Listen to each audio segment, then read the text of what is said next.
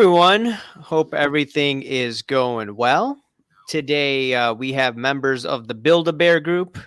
We have here Steve Splenda. What's going on, man? Not much, brother. How we doing tonight? It's good. It's good. LT, what's going on? What's going on? Thank you for having me on tonight. I'm a positivity pumper. Yep, and I'm always positive. Hell yeah. All right. I identify as LaDainian Tomlinson being better than Nick Chubb. I got a video. I finally got a video, guys.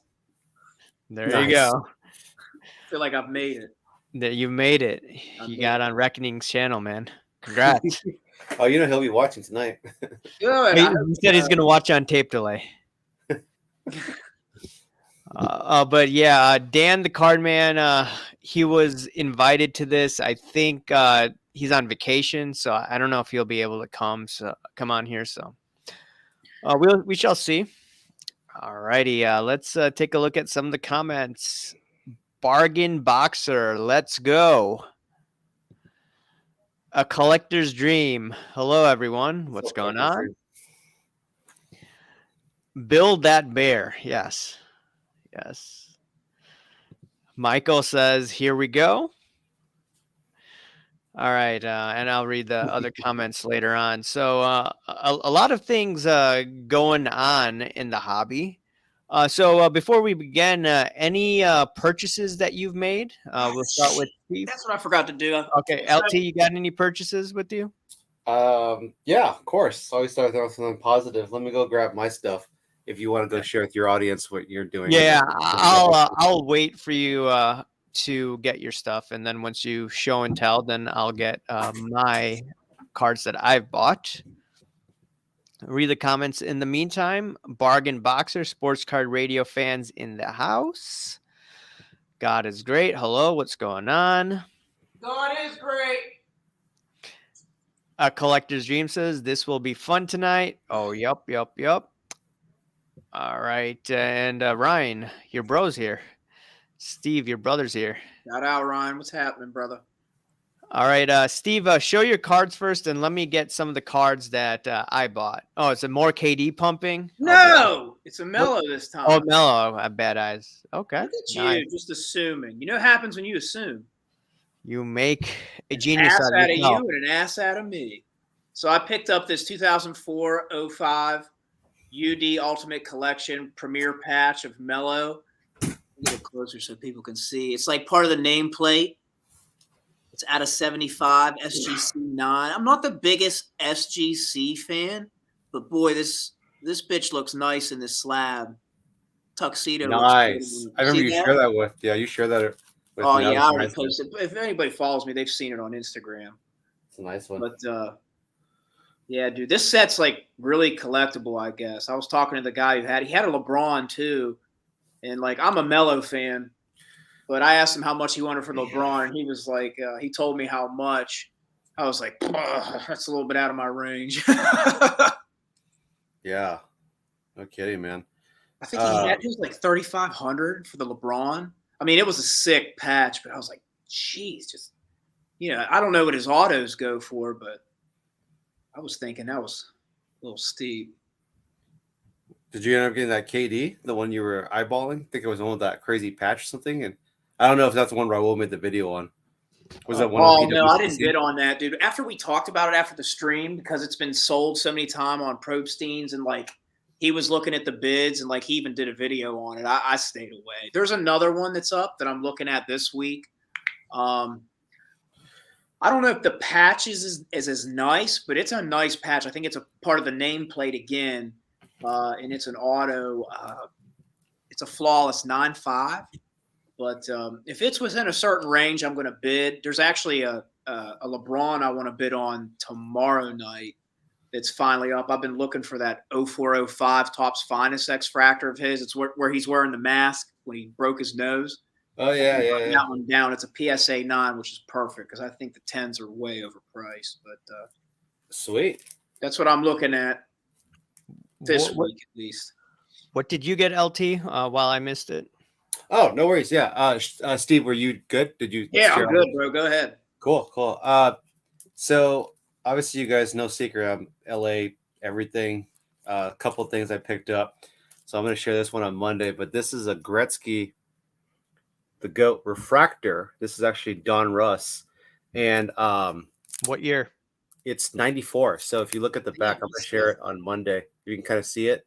Sorry about the lighting. It's actually serial numbered, and this is when he broke the all-time scoring record. So pretty sweet pickup for me. Nice, Obviously, nice. diehard Gretzky fan. And then I think you guys saw this one. This is my Aaron Donald Instant Impact. One of my buddies, I met at a card show. I bought off his eBay store, and this was numbered 4 out of 5. So you guys know I'm a diehard Aaron Donald fan. Fan. So, and then one more to share. He went to college in my neck of the woods. He's a Pitt boy. That's where my brother went to Pitt too. He's amazing, bro, in size. Oh, and then a beast, bro. Then this Will Smith blue refractor. If you can see a rookie card, and this is a serial numbered. But you know my obsession with blue. So nice color match. But yeah, those are my 3. All LA right there. Nice. Okay. Whatever. So I got a 1983 Topps Ryan Sandberg. I thought I was bidding on an Opeachy card, so there must have been some shill bidders here, so I overpaid for it, but still it's Ryan Sandberg, so he's a Cub. So there you go. Throwback. I think that throwback. Sometimes when you just want the card. Yeah, exactly. I may crack it. Yeah. I may crack it, maybe send it to Ryan Sandberg for an auto, but this is a 1981 card of Ryan Sandberg. I actually cracked the card as a PSA 8 and then got this autoed by him, sent it to his house, and paid him $10. He autoed it. So there you go. Now, are you planning on like sending it back in to get like authenticated, reslagged? I may do that. I think I'll do that for this card. I'm thinking about maybe having one in my own collection and then one I'll just hoard for a while and maybe sell down the road. So I definitely want an autograph for my collection. I just don't know what card I'm gonna, get graded and authenticated. I know you like those like hand autographs, like hand done. I'm gonna sign a Splenda sugar packet and send it to you in the mail, and I'll let you put there you that go. Oh yeah, in your collection. You're gonna be famous one day. All of you. I don't know, man. All these celebrities, I don't want that type of. Yeah, I don't want that, man. Like all these guys, they have like P-file stuff. They're doing some crazy weird stuff, man. We're talking about this offline, but it's creepers, man. Both parties. You don't know who to like. You don't know who to trust these days. It's wild. Yeah, I know. It's all a simulation, right? I agree, dude. We're living in some wild matrix, and like whatever happened after 2020, whether you believe in all that or don't, like it broke the matrix. Like, so someone says, Rahul, you got any Lori Lightfoot RPAs? I want to get her autograph. Oh my god. Bro, how about a Lori Lightfoot and Fauci autograph? How about that? They got rid of her and they brought in this like more woke person. Like, what the? You think you'd learn, man? I want her auto. Ugh. All right, but yeah, let's take a look at some of the comments here. Oh yeah. Going back to 2020, you're talking about like the Matrix and the simulation. Things got really weird with Kobe Bryant. Unfortunately passing away, and then I saw something crazy and messed up that Kobe Bryant was suing this cancer company. Did you see that story? Bro, he was involved with some pharma medical stuff, and I don't know. I don't want to get too far in the tinfoil hat land, but I mean, this is the Build-A-Bear group. So anytime some celebrity dies in a helicopter accident, there's a red flag there for me. God rest Kobe. Yes, rest in peace, Kobe. Thoughts and prayers with his family and everything. Like I don't want to detract from that. But yeah, I don't. Any narrative we've been told, I don't believe. I don't care how crazy people think I am. I just and then the reason I got off. Well, I'm banned off Twitter. Got rid of the Facebook. If I didn't have a card account, I wouldn't be on Instagram. Wouldn't do any of it. And then 2020 was wacky, and then Epstein allegedly killed himself, right? right? Then we got the pandemic, and then sports cards went crazy, and here we are. Amen. Good times. Good times. Let's look at some Yeah, comments. bro, it's been a roller coaster of wild shit, man. You know what's wild is a lot of my friends and stuff, I've noticed like during 2019, 2020, during this lead up, and I was talking about a lot of this stuff, I really turned a lot of my friends off. They don't like me anymore. They think I'm crazy. But now I think when I say stuff, it's a little bit different. I think they're kind of like, damn, this dude was onto something. But some of them won't admit it. But that's no, okay. They'll never admit on that. They'll never acknowledge. Everyone used to say that I'm psycho, this and that, and I kept to my guns. Yeah. I just tell you what I think, and if someone wants to listen to me, they'll listen. Otherwise, you can listen to the pumpers. It's that freedom of speech, right? Once again, that's not taken away. That will never be taken away. It's the fact that you have the choice. These woke liberals run the shit. They're going to take it away. Sorry to cut you off, LT. Yeah, I mean, no matter what you believe in, the Republicans are the best people in the world, but it's like you can't go woke with this stuff, man. You got to be able to say what you want. But isn't the government silencing speech? They were doing it during the whole pandemic. They censored doctors. They censored doctors, the Twitter files, all that stuff. It's right there now. If you choose not to pay attention to that and be a sheep, I ain't that guy. So that's all right. Everybody says I was crazy and shit. 2-3 years ago, that cat got your tongue now. It's like it ties into the card stuff here. If people are that offended or think we're crazy, they simply can shut the computer or phone off. It's that easy. Yeah, that's true, man. That's all there is to it. So you can all eat a dick and go fuck yourself. Because it's at the end of the day, we're gonna say what we want. So you can't censor me. You can't censor us. So I mean that's all there is to it. And that's why we have a group of people that come onto Raul's show and my show, and obviously likes all the fine Build-A-Bear people here. It's as simple as that. It's as simple as that. Build-A-Bear fan club. Yeah, dude, I just saw on Fox the other day. I know everybody was he watched too much Fox, but I watch both, so I take clips from both. But I saw we're gonna have some good content, Steve. Came out and was like, "Yo, I have evidence of everything that was going on with Hunter, and Ukraine, and all that stuff, and nothing's gonna happen, but they're gonna indict Trump." Well, we're gonna have a lot of topics to discuss the politic woke side and how it affects the card side. Raul had some pretty good discussions. Yeah, dude, I agree. Yeah, we're gonna have some good stuff. We're gonna have some good discussion as well. This audience is ready. They're ready to go. Yeah, they're ready to go. Just one last thing. Read some comments here before we get into some card stuff. I think someone challenged Steve that they're real quick, just to prove I don't only watch Fox. I was watching the CNN segments, and even they're talking about how underwhelming this indictment and how Bragg looks like a dipshit going after Trump like this. They're opening a can of worms they'll never be able to shut now. But anyway, just to show I watch both sides. I have my personal feelings, but I take in all the information because I've been accused of this guy only watches Fox News. I don't even like Fox News. You need to be careful because someone's going to bid on one of your cards from earlier. I don't know. Somebody said it's a free market. They can bid if they want. I'm not. Bud Light, anyone? Yeah. I'm wearing my Nike. I'm drinking Fat Tire. I'm wearing Nike to support, what is it, Mullinavi, whatever. Mullinavi or whatever that person's name is. Yeah. All right. So some card stuff. I was what an intro, guys. What an intro. There's a lot of discussion. Yeah, a lot of this. Yeah, so I was listening to Curator on Sports Card Nonsense. I don't know if both of you listened to it. No, I don't listen to them guys. Oh, okay. Gotta go. You're talking about the nonsense, Sports Card Nonsense? Yeah, Sports Card Nonsense. And then, did you listen to the LT or no? I didn't get a chance to because I remember I was asking Steve, but they don't have a YouTube. I know it's a podcast. I'm going to try to listen to it later in the week.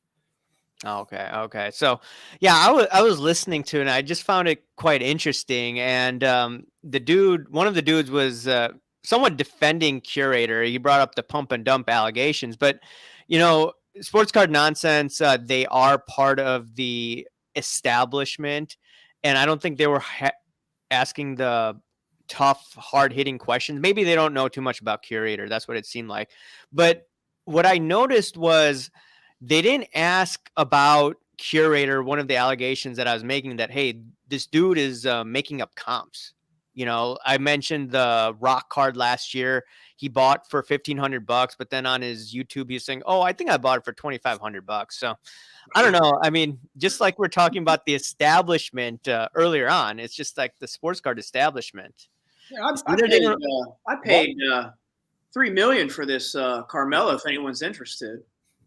3 million. Yeah, Well, 3 million. Shine allegedly paid 3 million for I the. can't remember. It was roughly 3 million. At 3 million. Oh, okay. Just roughly, but I would never. I'd never make anything up. I mean, the thing is that Shine allegedly bought the Luka Doncic card for $3 million. If you believe that.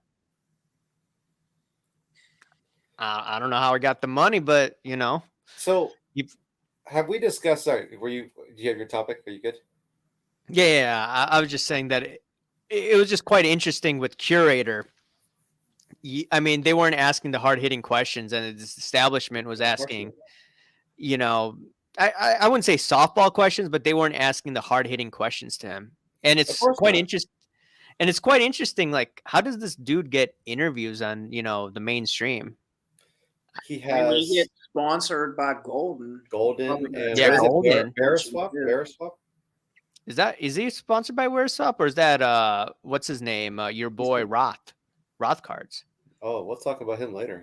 I don't know what the Veriswap, but I know he's been promoting out the hell out of Golden, because what him and Murley had some auction thing, right? They were talking about, or I think that's what their whole stream was dedicated I to. think LT, you sent us something. I watched a little bit of it. I don't know how long it was, but maybe it was the sports card reckoning thing. Because Reckoning covered the fact that he was. Oh, that's right. He was talking about the Golden LGBTQI. thing, yeah. Right, Golden Yeah. and Murley and Curator. Shout out John. Can he see my name? Reckoning? I'm sure Yeah, he's in can he here. see my name? No, you can't see it right now. Maybe you have to post it. I don't know. Oh, Marco Berry's in here. Nice. I like Marco Berry. Oh, Markleberry? Oh, I love Marco I've Berry. never seen him on a live stream. You mean the great defecator? He's always full of blank. The fake curator. So, Yeah, go ahead. oh, did we ever discuss about the plants in the hobby? Did we talk about that? Have we talked it live yet? Oh, bro, I'm Oh, sure. we talked a little bit about it last time, but yeah, we could talk about it We again. want to talk about that? I mean, do we want the people to hear the hard truth? Yeah, we could talk about it. Okay. Let's have an honest discussion, right? So we discussed that.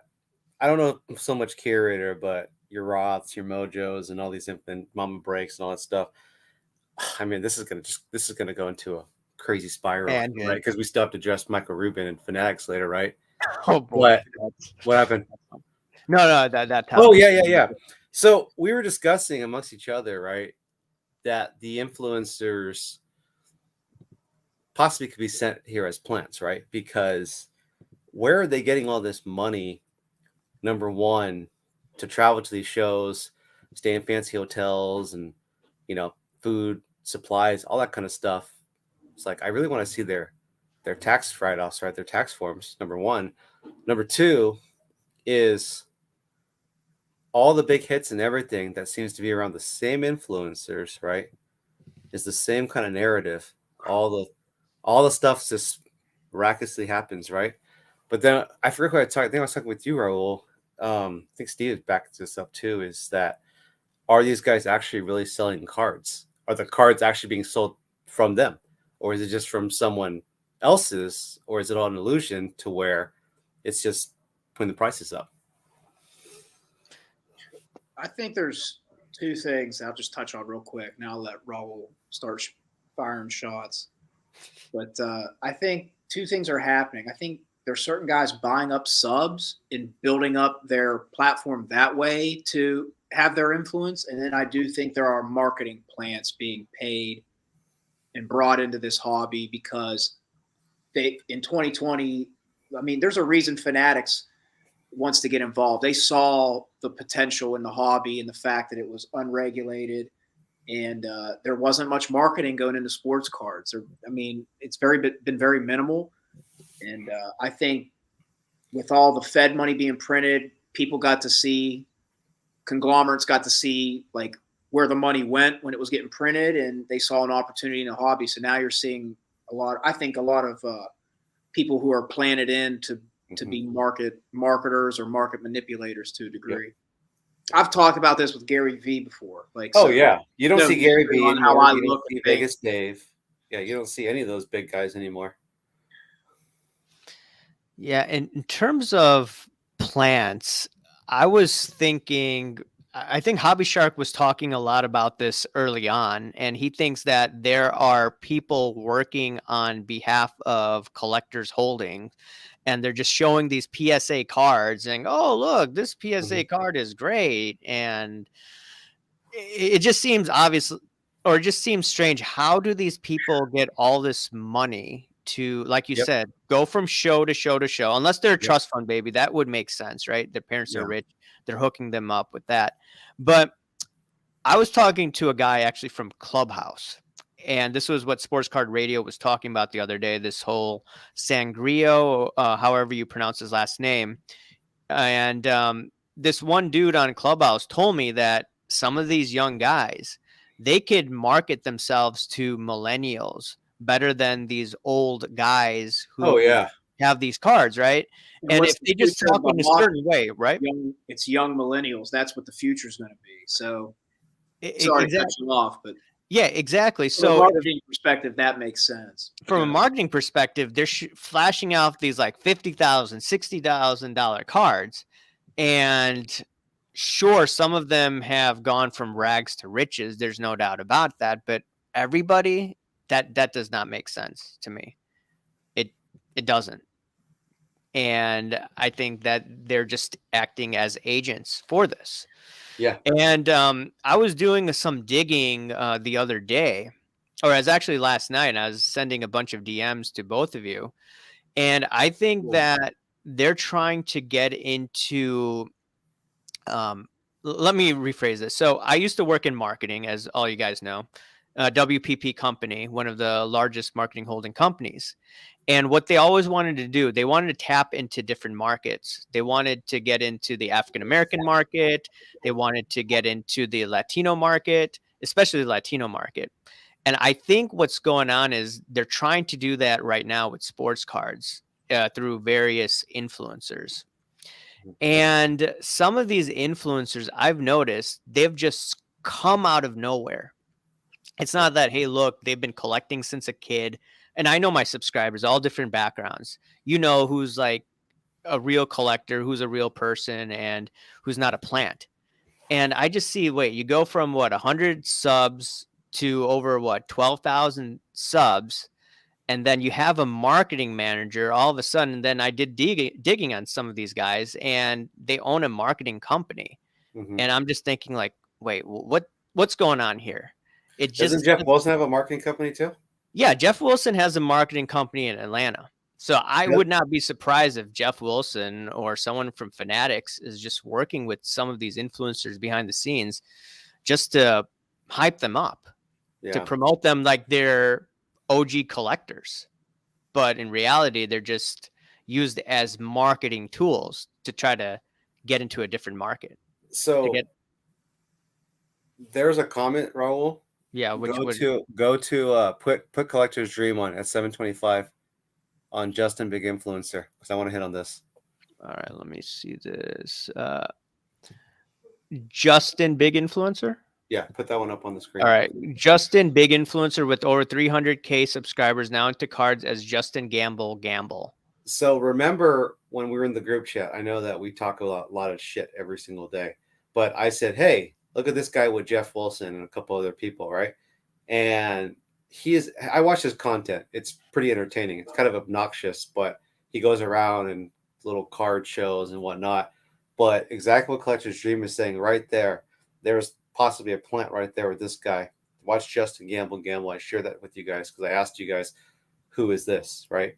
Yeah, you Because, did send me that message. I remember. because I have no life while I'm at work doing my full-time stuff for the military, right? I study a lot of these influencers, right? And that's how, it's no secret, I'm pretty on it when I'm letting you guys know about this stuff. But I was sitting there watching, I was like, where did this guy come from all of a sudden, and there's a case in point right there. Yeah, exactly. And it just seems odd that they're just all of a sudden being sponsored like crazy. I saw this one dude, he's like promoting Top Shot. Who on earth is involved in NBA Top Shot right now? If you were an idiot when you bought it back in 2020. I remember that. I'm trying to remember that gamble guy. Yeah. He was with It was just a short clip. I sent it over to you guys. I'm like, why is he Yeah. with Jeff Wilson? Because he has like 4,000 or 5,000 subs, and then what Collector's Dream's saying, Justin Big Influencer with over 300K subs now in the cards, because it's no different from Roth, right? Didn't you say Roth was a shoe guy and water guns? Yeah, I remember Roth was doing water guns in a couple of years ago. If you go to his older videos, and then it said something about like emailing a bunch of people through. You have to go through his older videos, but you could email a few individuals part of it, and it seemed some sort of company. I don't know. It just seems strange. So you have another good comment. I don't know if this is your normal stuff. Stam Els EIS at 726. Look what he Is writes this right comment? there. Yep. So he claims that Roth and Fornos definitely selling other people's cards. They show them and people DM them to buy. There you I go, have no Steve. proof, but I don't necessarily think that's if anything that's going on in the hobby, I don't think that's that bad. I mean, if you show up to a show and you have if you sell somebody else's card, maybe take a percentage. take a commission. Yeah, Right. like I can kind of understand. I don't think I wouldn't consider that nefarious.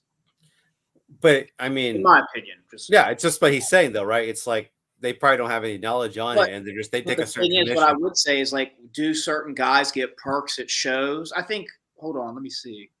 Shout out Cousin Tone. I saw he left a message. Yeah. I saw that Our influencer sponsor, wouldn't they sponsors pick up the travel bill?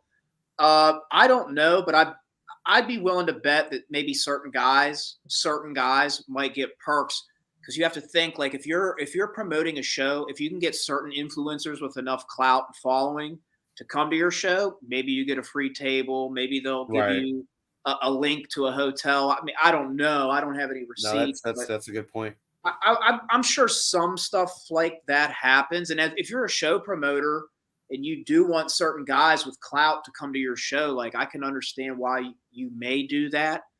What my issue is like, how are guys getting these followings? Are they buying up subs and then kind of benefiting from doing that? That's where I would kind of look at it from that angle. Yeah. And it's funny. I know Raul was talking, but I just thought of something. You remember when Curator, and I know he's just been the punching bag of this stream, but it is what it is. You remember when he made the content that, or maybe it was Jeff Wilson. Remember they're like, well, they only have 500, maybe 1,000 subs, and we have X amount of so many, right? It's like a flex, right? But then it's like when you have your bots, you buy your spot, it's like at least our following is authentic. You know what I mean? It's like you have 49 people engaging with you in the conversation, right? And once again, Curator can't even have 15 people stay in the chat and maybe 2 people talk, So it's a great example of where the authenticity is and where the fakeness is at. And I think it was Hobby that emailed you, and then you sent that to me, where you had a bunch of these people on his Instagram, Curator's Instagram. There are a bunch of people from India that had nothing to do with sports cards. Yeah. And we're like, wait, why the hell are they like, what? That's from Hobby, right? Yeah. So I'm like, okay, so that looks like fake subs on Instagram. And then I remember last year he was talking about, hey, look, I grew my channel so quickly, and you can do it too. This is how you do it. Yeah. I mean, like, such a bullshitter. Yeah, exactly. I mean, he's lied how many times?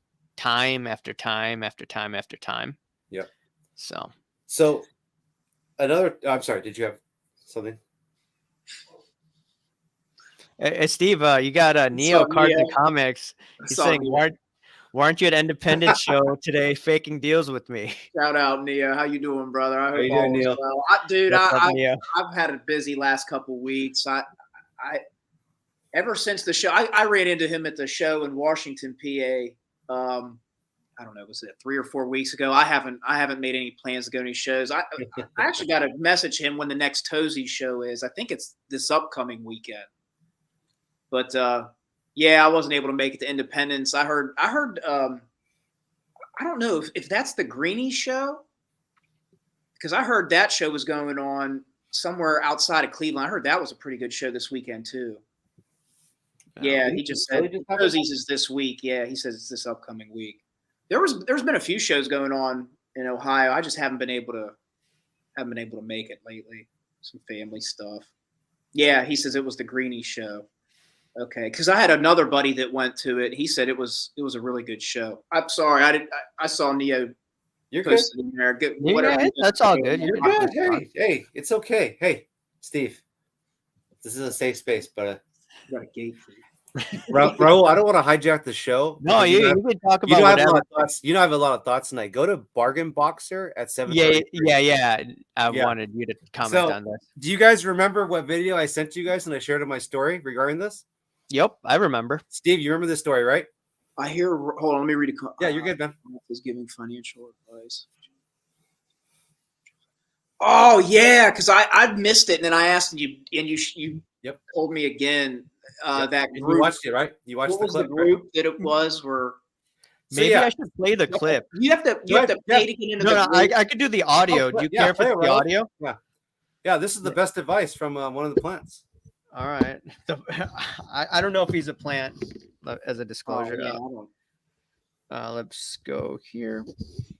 Right now, with even with everything going on in the world, with like U.S. dollar, this and all that, it's like when you get your money into tangible things, it helps because you can either put $5K in a bank safe or in a safe at home, whatever, $5K, or you can buy a $5K card, right? A month from now, if this was the hot quarterback, and this was just Benjamin Franklin, this can be 6, 7, 8K, or it could be 3 to 4K. Yes, but this is not changing. This is 5K, and in a month from now, a year from now, 5 years from now, this 5K is not going to get you what it can get you today. It's going to get you less. I was telling Alan, imagine if 3 years ago you bought a Mahomes, or 2017 you bought a Mahomes, right? Right now with. Okay, so that was the clip. That is the worst advice that. The morons listen to these influencers and kids. That's the sad part. And why I go so hard is I'm sitting in my kids' room here, is kids listen to these little pieces of shit with the worst fucking financial advice. Did he really just say that card price is going to stay the fucking same? But you don't put money into a safe or fucking invest it. That is the worst fucking advice. Raul, you're a financial guy. Back me up here. Steve, Dude, when you start talking about speculative plays and putting monetary, it's at this point you think guys maybe would have the awareness to not kind of dance around that stuff. Like, I don't know, I can't speak for somebody else, but it's just like I would agree. I think that comes off as like, dude, you might not think it's nefarious. It's like, but it definitely could be misleading to somebody, and like. For somebody who probably does have more of a following of younger guys, because he's more trendy, I get it. Like, you're just going to have a bunch of young guys spending thousands of dollars on a prospect type card, and you're just like, well, it could be this or it could be that. And then you go to a show and a dealer's going to be like, bro, I'm not playing that. I'm not playing that shit with you. I don't know. I'm not against people having success in this space, but it's like how you maneuver and some of the stuff you say. I think Flippin' Steve did a video. He may have not directly said Roth, but it may have been indirectly at Roth where he was talking about how moving these cards are easy. And I don't know, maybe I'm crazy, but like, dude, it's hard to move cards over $1,500 right now. Absolutely. Like, the macro economy is in a fucking spiral. Banks are shutting down.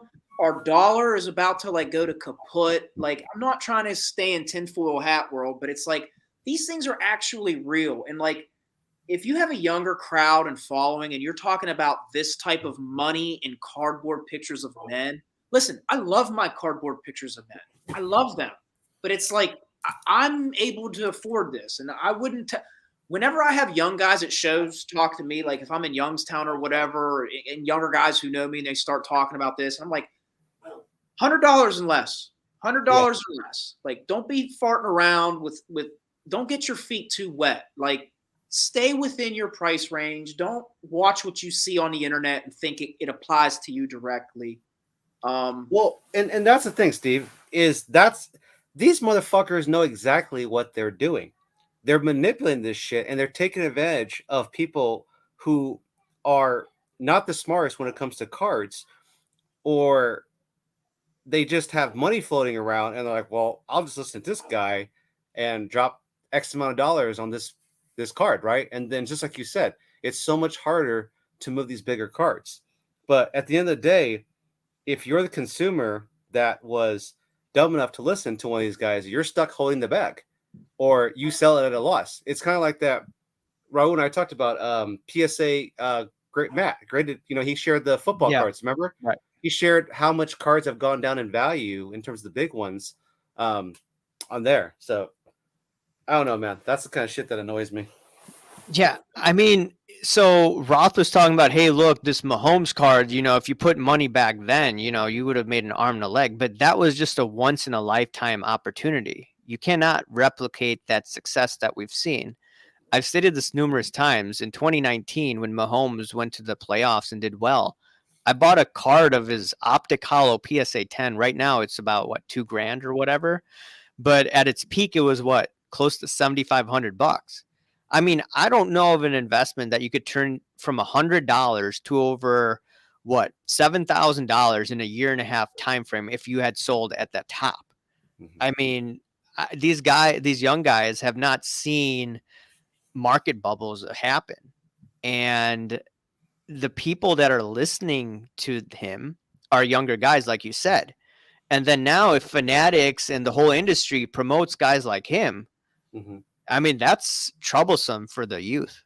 Well, and that's why we need guys like, LT and Splenda. That's why I have you on every week. Well, it's just like you said, Raul, and Steve said, is when you have a big card like that, and then let's say you spend a couple $1,000, I don't know, on a Justin Herbert or Josh Young, just use the example, and then you're not smart enough to go and sell during football season or sell right now, right? You go into a card shop or go to a card show, and you say, hey, I expect this price. They're going to laugh in your face, right? But then you're the one that listened to the influencer or Jeff Wilson with his market movers, right? So that's the point, is the reality. That's what I'm getting at, is where are you going to find the person that's a sucker that's willing to pay that price? Yeah, this is where it's like, it's a real touchy thing when you start doing like that. Like, does a card have the potential to increase in value based off the market? Yeah. But at this point, like, the farther away we're getting from the 2020 boom cycle, it's like there's even way greater of a risk when you're talking about higher end stuff. I mean, and it depends on what you classify. Some people classify, if it's over 10K, it's high end. If it's over 5K, it's high end. Like, everybody's going to have their own definition. They have every right to, but it's like right now, at least what I've noticed, I haven't been to a ton of shows, but like guys are not selling these $1,000 slabs, multi-$1,000 slabs for full comps. Yeah. Like it's just not happening. And to be honest with you, guys who know what they're doing right now, like you're not paying full comps for this stuff. So for you to prospect on something right now is really, I get the reward is big, but it's like it's a gamble. The market is smartening up. People are smartening up, so it's going to be harder. There's a better chance you're going to get stuck with it for a loss than it is you are going to have that gains that you want. And then, like, listen, I get this is a gamble, risk reward. That's how everything is in most markets. But when you're promoting it, I think you're opening yourself up to some fair constructive criticism. Yeah. Well, yeah, go ahead, Tyler.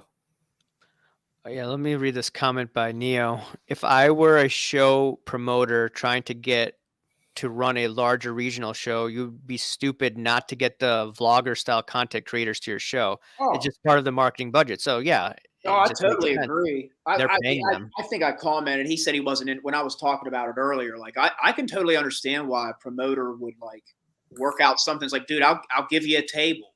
Like that makes sense to me because you, as a promoter, that's, I think he even said it's part of the marketing budget, and you want a show to, like, say you're doing a big show, like he said, if you have the bigger names that are attracted to come to it, like I'm talking about with a group of friends. I mean, it's still up in the air. We're talking about it. I don't want to like blow the lid, but we want to do something in Pittsburgh. Like we want to promote a show, and like you bet your ass, I'm going to try. I mean, I would try to get guys that are like have a big following that go to the big shows and have the best inventory. I mean, if you're a promoter, that's what you would do. I would agree. Let's take a look at. Again, nothing's set in stone. I don't want to like blow anybody's, gasket. There's a group of friends out because we don't have that many big shows in the PA area. I'm really close to PA. But it was an idea a bunch of friends and I were talking about. So the thing is that I don't know if you watched that Sports Card Radio video today, Steve, and I think LT watched it. But it was regarding PWCC. People send me stuff about PWCC all the time, and just these high-end cards, they actually own these cards now because allegedly because people, were sent money or they borrowed money from PWCC. They couldn't pay off the loan, so PWCC took ownership of it. And now we're in a market where there's less loans out there. And like you said, people aren't selling $1,000 slabs, like you said, at these shows, right? Is that what you said? In my opinion, again, I haven't been everywhere, but like in March, I was pretty active. I was going to some shows, and like I just don't see. People are priced high on these big cards because they are dropping in prices, and like even if they're priced high, like you're going to get stuck with them for the most part and just carry them around unless you adjust to the market. So a lot of these bigger cards are priced over the comps. And then if you want to get into that card, you're not going to even pay comps. You'd want to get around like 85% if you really want it. Now, if you're trying to flip it, I can understand getting into 70%. But it's just you're almost at a stalemate with some of these bigger cards now, unless you have somebody like me who's really PC oriented. Is like, I'll pay 85, 90% on it because I just want the card. So it's just it is what it is. But to go back on your PWCC, yeah, I watched that video, and if the loan stuff that's going on where they're having troubles, like they're going to have a tough time, especially with this current economic spiral going on. Yeah, Ziggy makes an interesting comment. What if the PWCC owner gets divorced? What would happen to the company? I don't know, man. I'm not a divorce attorney. I have to go to Curator. We got to ask Curator. Can someone DM Curator? What if PWCC owner gets divorced? I would like to hear his legal expertise regarding that. He is a mediator. He is a mediator. He did mention in that Sports Card Nonsense interview that, yeah, I help people get divorced. So modest. Yeah, exactly. I thought he was about mediation, but no. I help people get divorced. Quite interesting. No. But anyways, let's take a look at some of the other comments here before we segue into some of the other topics that we're talking about. All right. So Neo says again, Brad, who runs ships now, got CC2 to come to set up, and it put that show on a map. Now it's a strong regional show. Interesting. Sure. Yeah, it just makes sense, especially if somebody that's as big as he is in the region. If you could get him to come up and set up, makes all the sense in the world. Yup. So we're talking about this yesterday. Now, Peyton Manning versus Tom Brady. And it was discussed. I think, Steve, you said that Peyton Manning is a better quarterback than Tom Brady. Oh, yeah. No, we both agreed on it. Oh, yeah. He's better than Brady. I think, listen, I get Brady's the GOAT. He's the most winningest. But there was never a point in time where Brady was like the most talented quarterback when he played. Like Peyton was better than him for 16 weeks. We all saw Peyton put up how many? I mean, there's a reason Peyton won all those MVPs and Brady didn't. I think Brady was just. I mean, nothing against Brady. He's phenomenal and he's clutch. Like he has a very clutch gene to him. But like when you had a defense and a Belichick running that defense, and then you didn't ever have to take max money because your supermodel wife has makes more money than you. Like you had that flexibility where it was like, he was in a certain situation and benefited from it. Like, no offense to Tony Dungy, I like Tony Dungy as a guy. He seems like one of the greatest guys, but I don't think he was. I think he's kind of an overrated coach. I think Peyton pretty much had to coach that team. And like that defense kind of always left him hanging a lot of years. The 1 year Bob Sanders stayed healthy was, I think, the 1 year that they won it. And granted, they played the Bears that year. No offense, Roll, but the Bears, they didn't have a quarterback that year either. Like They had Greasy on the bench, Yeah. but they You had decided Rex- to go with the you had sexy Rex Rexy Rosen. as they call. the year they lost to the Saints, I'm not sure if Bob Sanders was still playing, but they did make another Super Bowl. Like I'm not here.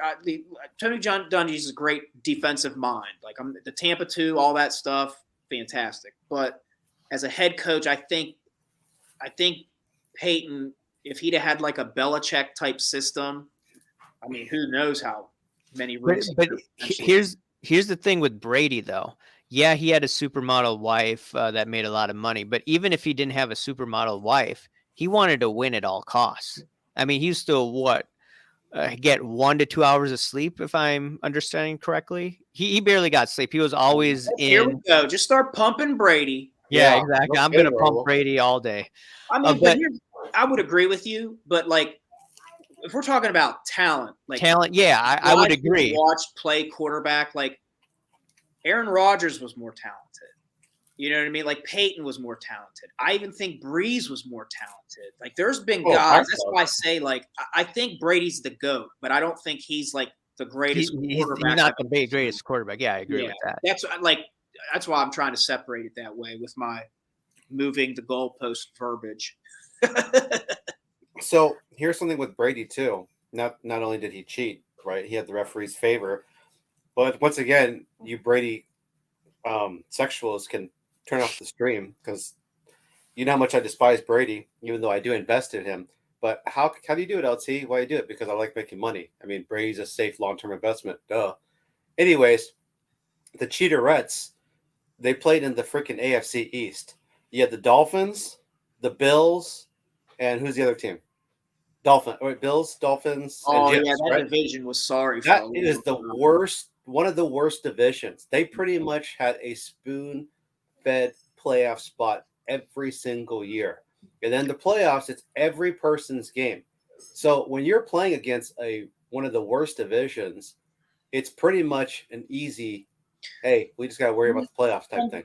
On top of it, like it's not to take away from Brady, but it gets lost in the sauce. Like how fantastic a coach and defensive mind Bill Belichick was. He would take your best playmakers. They wouldn't even come up on the stat sheet.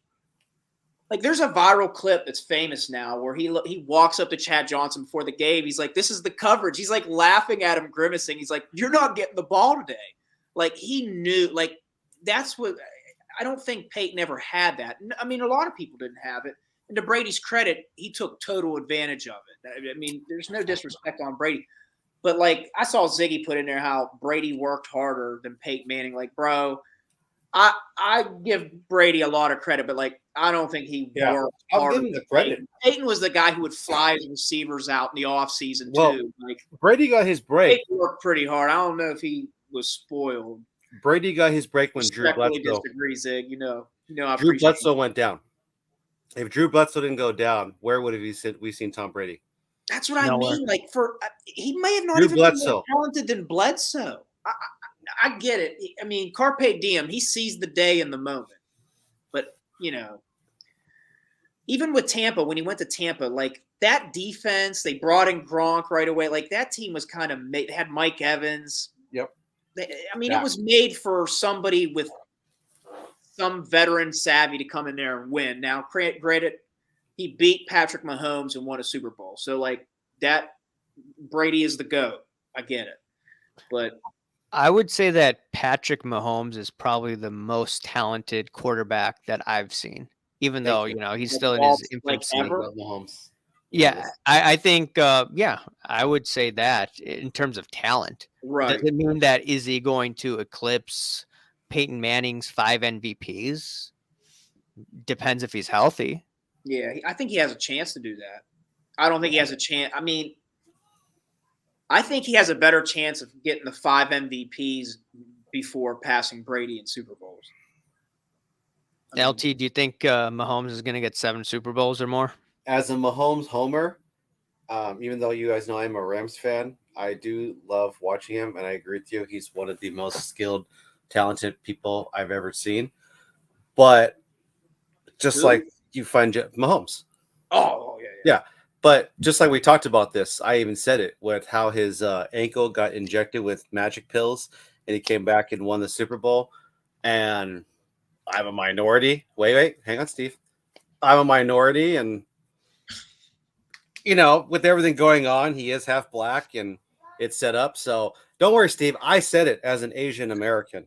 So don't worry, Steve. You're good. I don't have any take on that. Oh yeah, but what I'm getting at as is like the magic juice and getting shot up. That's been going on. Like they've been doing that for years. But you get what I'm saying with a set persona, kind of everything with this, because it's going to trigger a lot of people, right? I mean, you have Herbert and you have Josh Allen and a couple really good stellar quarterbacks, but then you have a person of color, and what sets the narrative? I think that Mahomes has that good American boy image. He's has his wife that was Who's his psycho? high school. Yeah, she's psycho, but like And his just brother think about it. dances. Like Yes, that's a good point. Good point. What I'm saying is the storyline. He knew her since she was in high school. Throw her personality out the window. Before she had kids, she was obviously pretty good looking. And you have I don't know about that, Raul. No, You he wasn't. He wasn't before she had I'm kids. gonna put you on blast like I do in group text. But you're a I don't think she's No, she's not attractive, bro. She's got them It's big okay, ass bro. teeth and them gums. He could have like 10 of her if he really wanted. I just think that's what she got her MRS degree in college, man.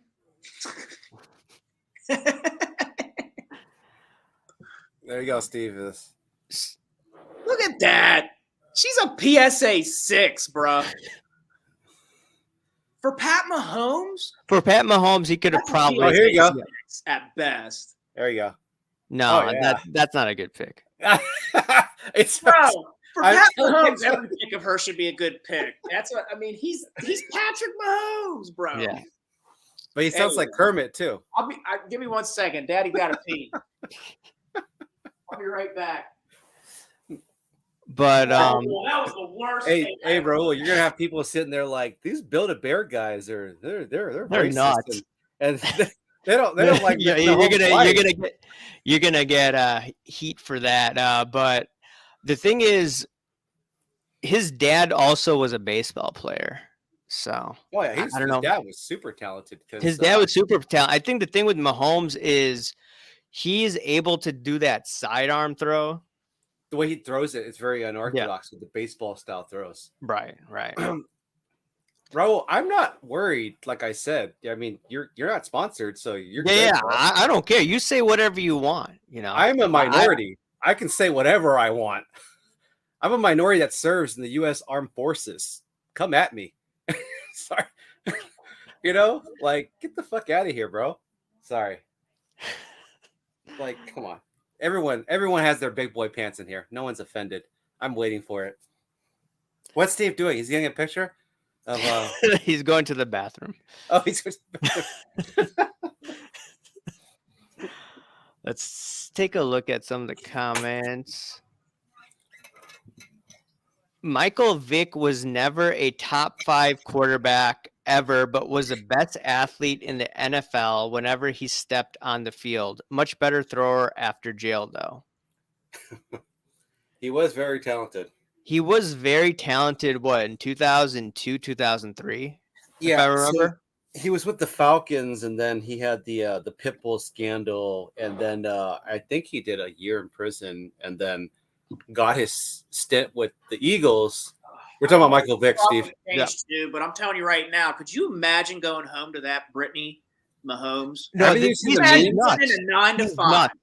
and going home to Brittany Mahomes listening to that. I would Steve. send the asteroid now, man. Haven't you seen the memes? Hey, Patrick, Bro. why haven't you won? Oh my god. Dude, like, how can he deal with his wife and his There's brother? no way she makes a good sandwich. No way. Oh, I said it. Well, why would she make a sandwich when they have personal chefs, bro? No. Come on, bro. You got to bring something to the table. You Dude, have he signed for, what is it? Almost borderline $500 million, right, right? so that kitchen should be fully stocked for sandwiches. So, how does he deal with his sister? I mean, not his sister, his wife and his brother. Nick was never a top 5 QB. Best athlete in the NFL whenever he stepped on the field. I mean, he was a damn good. He's probably the best athlete at quarterback, but I don't know about the best. I mean, he played with like Ed Reed and guys that were like. You talking about Mike Vick? I'm just reading the comment from Chronicles. I agree. I don't think he was ever a top 5. But if you notice, like once he got an Andy Reid system, he started throwing the ball a lot better. It's amazing how that happens. But anyway, sorry, I just was reading. What are we talking Yeah, about? wait, Andy Reid and Mahomes too. Another quarterback. That's right. It's another system where I think Pat is amazing talent. I would agree with your point where I do think pound for pound talent wise, he's one of the most talented quarterbacks. Remember Andy Reid coached? But he also has Andy Reid, who's an offensive guru, bro. But what were we talking about? I didn't mean to just jump. No, in. you're good. No, we're just talking about Mahomes and all that. And then you have to go to the bathroom. All right. Line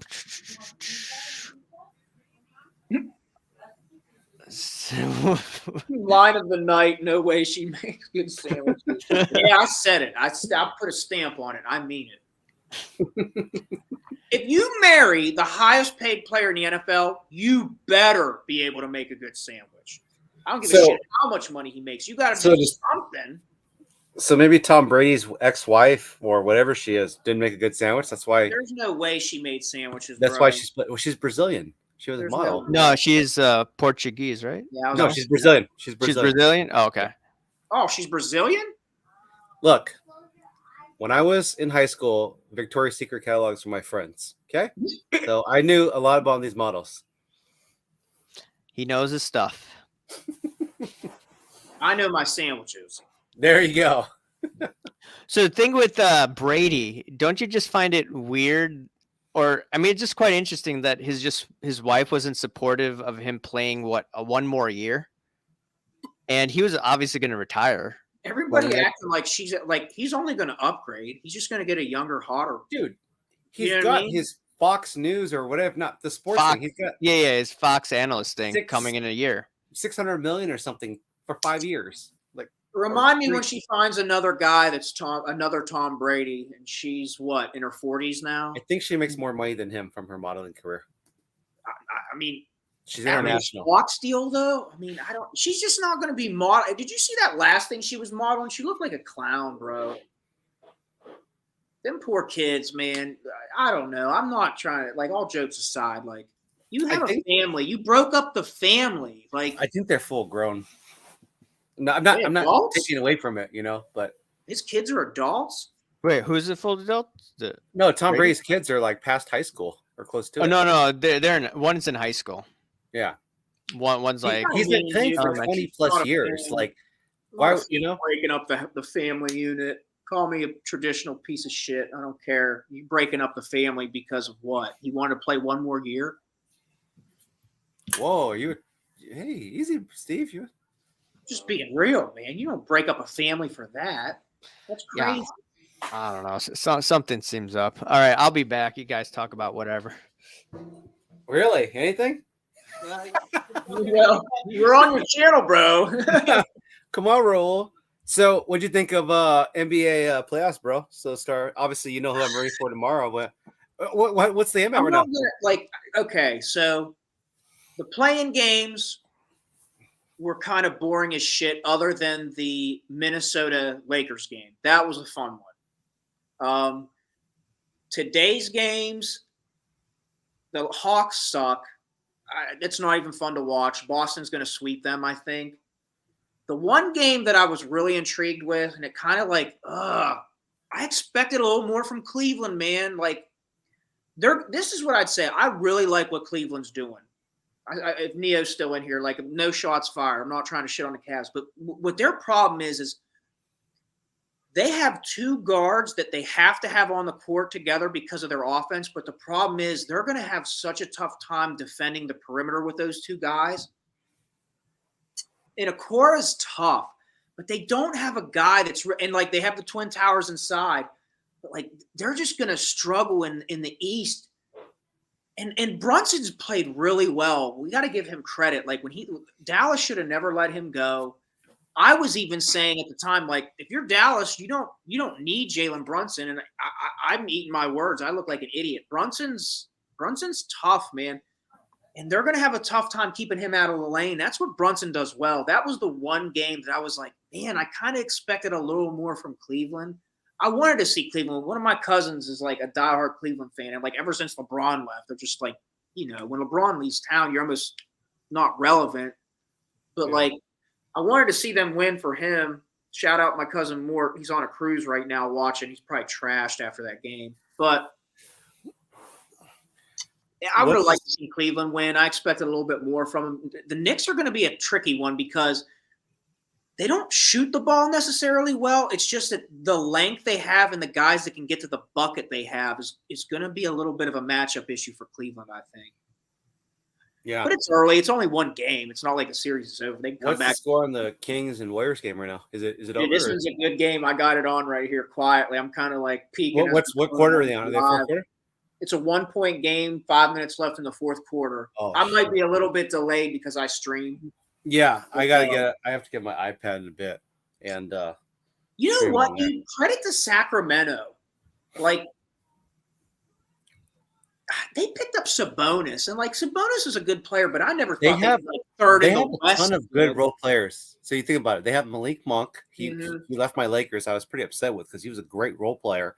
You have De'Aaron Fox, who has resurfaced his career. You have David Mitchell, right? I got to take. Good. I'm gonna get my iPad. I'm not trying to be Roth out here, bro, but like, I would buy. I'm not telling you what to do to flip or whatever. I'm just saying, like, I would buy into De'Aaron Fox and Shai Gilgeous-Alexander before I would buy into Zion, Trae Young, like some of these guys who've been really like hot commodities in the hobby the last 2-3 years. Like, I know Fox had his little pump, but like, I like Fox's game. Like, I would buy into Fox and Shai Gilgeous-Alexander before I would. And to be honest, dude, like, I don't know about Ja yet. Like, I'm not sold on Ja Morant.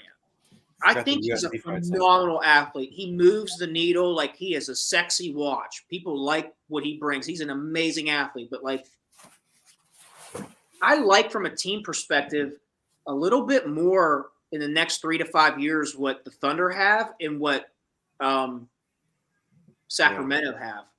You're right, LT. Like, Sacramento low-key has a deep, nice roster, bro. They have a good one. You still have Harrison Barnes, who's like – who was on the Warriors. Like, for like your third or fourth guy, like, he can get you 20 and 10. You know what I mean? Like, Malik Monk ain't that guy, but like when he's your fourth option, like, that ain't bad. Yeah. I saw some Jeremy Lee comments, Raul. Yeah. I didn't realize this third-year anniversary thing going on. I haven't even been paying attention to the. So what are they talking about, Raul, with that? The wise man says Jeremy Lee, the influencer said to buy base Luka Doncic cards at 1,500 is having a 3-year anniversary tonight. I can't understand why people are afraid to go after the guy. I don't think it's afraid to go after the guy. I mean, I've said this before in a video. I've enjoyed some of his content. One of the best videos I've seen in sports card content. PBD. What? PBD. When he Oh had, yeah, Patrick Bet David. That was the best interview I've ever seen in sports cards. That that's was what I would say. I think he has a good channel, and like my one pushback one time I did mention was that when he had Gary Vee on, the last time, I think he should have pressed him a little bit more on some tougher questions. But I get it, dude. Like you have Gary Vee on your platform, you're not gonna like try to have a gotcha moment. I get it, but and like he's for part of the me, industry. like me, who's not in the establishment or sponsored, like I would be the type of person who's like, "What do you think about these stupid calls you made? What do you think about your zero cool?" You know, I would ask that shit. But I think he has a good program. I can't lie. Yeah, I mean, I do like some of the interviews that he has. I mean, some of the people, obviously, I'm like, nah. I know Ziggy here does not like him at all. Maybe Ziggy in the comment section But could see, I say would why. like to some like there's more well versed guys on certain stuff than I am. So like I don't know his full backstory and everything, or who he's sponsored by or whatnot. I think he's PWCC. PWCC is one of them. I think he Yeah. works for Tag Rating now, and then there's maybe a few others.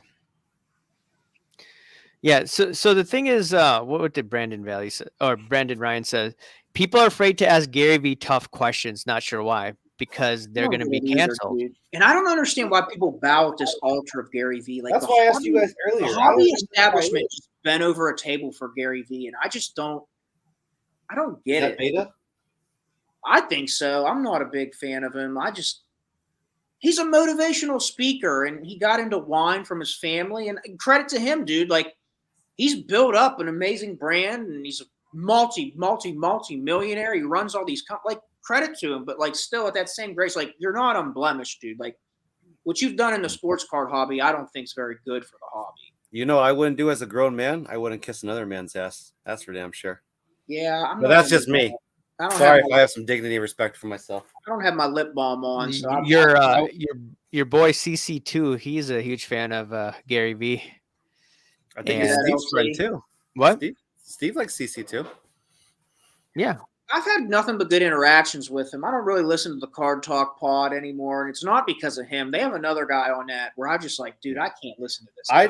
When I watched I can't Ryan's even stuff. remember his name, but They have like 3 guys, right? I think it's yeah, there's one guy I can't remember his name, but he turned me off. I was like, dude, this guy is just like, he's so cringe to listen to. But like from a personal standpoint, I've been to CC2 shop, a couple trade nights. Like, yeah. and this is what I give him credit for. Like, I do think he does stuff for kids and stuff. Like, he has kid trade nights and stuff. Like, you got to give him his props. Like, in some degrees, I know the PSA scandal, stuff like that. But the way he handled it, I do respect him for that. He could have been more transparent at the time, but he did go make amends. So, like, you always have to extend a hand of grace. Like, if somebody makes a mistake and they make up for it, you got to give them their props. I watched his stuff in 2020. Like I was telling Raul, and I remember when he started as a small shop, and I don't know how many subscribers he had on there, but there was just something I liked about the content. And then when he moved to the big shop, it was pretty cool to see. But you're right, Steve. I think he's just one of those guys that where he's a shop owner, an influencer, and I know the deals and stuff on camera. I'm not going to get into the weeds of that because we don't know what happens on camera and off camera, right? But Ryan's the kind of guy that does everything, right? And there is a lot of kids that flock to him, but also with that has greater responsibility. He has a kid on the way too. I've genuinely congratulated him on Instagram. Yeah. And I've also messaged him. Seriously. I asked him, I was like, hey, I do want to come see your shop at some point. And he gave me some info on the area to go around and stuff like that. So I appreciate that stuff. He's actually very responsive in that regard. I can't speak for myself because I don't have the time to go to these big card shows and stuff, right? But from that perspective, he's been very engaging. This is what I'd say. I've been around certain content guys where I think the camera turns off and it's just like you get a totally different person. I don't sense that from CC2 at all. Like he takes time and talks to the kids. He interact like for me, I mean, I'm a piss on. I'm nobody. But like if I was at a show doing my thing, the last thing I would want to do is like stop and talk to everybody in this. But credit to him, man. He does a lot for the kids. So like I give him his props. Yeah. For sure. And Yeah. he seems like the same dude on camera, off camera. So like that's us, that's pretty authentic, man. Oh, Raul, you got something on Wise Man. Looks like someone came after you.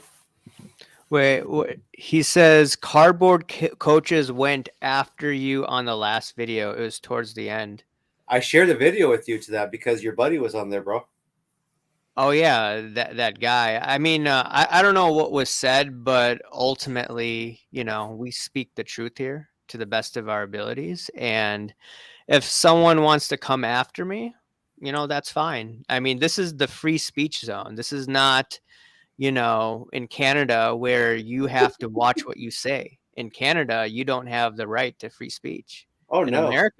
America, we are blessed to have the First Amendment. So we say whatever we want, how we say it, and no one's going to stop us from saying what we want. I think in Canada, the people are having issues with their government because Canada is going pretty woke right now. They're having some. Yeah. I mean, we have problems too. We got them too, man. That's what I said. We were talking about in the group earlier. I agree with what you're saying about Canada, but at the same time, like, and no disrespect, stubborn, baby. Nothing but respect for your service and everything. But like, I think this administration's kind of making us look pretty weak. Hey, we have stubborn Americans, bro. We have patriots and whatnot. So I'm not too worried on that aspect, even in liberal California. He asked me a question. Yeah, he asked you about what is it called? I can't. Something with PWCC. And let me before I get into this. So, do those guys go after guys like Shine? So I'm the problem, but Shine is what was Shine's background? Do they discuss that? I don't think I see them talking about Shine. Are you talking about the coaches? Yeah. Did they? I mean, I have nothing against Brandon, but unless he is talking smack, but I'll watch it right now. Yeah, and the thing is, like, I mean, do they talk about the potential money laundering that's going on at that auction, or is it someone who believes to speak whatever they believe in? Okay. I don't know. I've never had a bad interaction with either one of them guys. I think I'm blocked, but I don't. I think you're blocked by one of the guys. Yeah, I really don't know why. It's always been cordial, but I guess it's guilt by association because maybe whatever. If I'm affiliated, I mean, because we're affiliated with Hobby Shark. You mentioned Big League, by the way, fantastic products. Oh, there's Ziggy asked, did Steve talk? No, he asked, did Steve talk Rob into dropping the PWCC show? No, Ziggy, to my knowledge, he didn't drop the show. I think he's still going to do the Sunday vintage for PWC. But what I think he did is he dropped it from like his sports card therapist, like his podcast thing. Like he's not including it in their podcast thing. So I still think he's doing the PWCC vintage on Sundays, which I pop in here and there. But I don't think he's including it with his sports card therapist brand, if that makes sense. So, yeah. So okay, I thought it. I'm friends with Rob. We get along. He's always treated me well. I'll give him my thoughts on stuff, but I'm not in the position to talk anybody into what to do, man. Like. Yeah, I'm going to mute you for a second, LT. Once you're done listening, let us know what's up. You cool with that? Okay. All right. Let's see. We'll see. I think he's still going to do it on YouTube, Zig, on Sundays, but I don't think he's putting it on like his sports card therapist platform anymore. Yeah. That's what I think. He came out and talked about it the other day. That's interesting. Oh, yeah. So let me ask you this, Steve. So suppose, hopefully nothing happens to these big companies, but if someone's sponsored by these companies and everything like ends up blowing up on them, like what will be how will these guys respond? That's one of the reasons why I would not want to do sponsorships. I always say, to each their own, but Yeah, dude. If you're talking about like, somebody sponsored by a company that's doing shady shit, Yeah. maybe I look at it differently. I think you should vet who you're taking a sponsorship from, and that goes for anybody. And I think most people would do that. You vet who's going to sponsor you in case something does break down.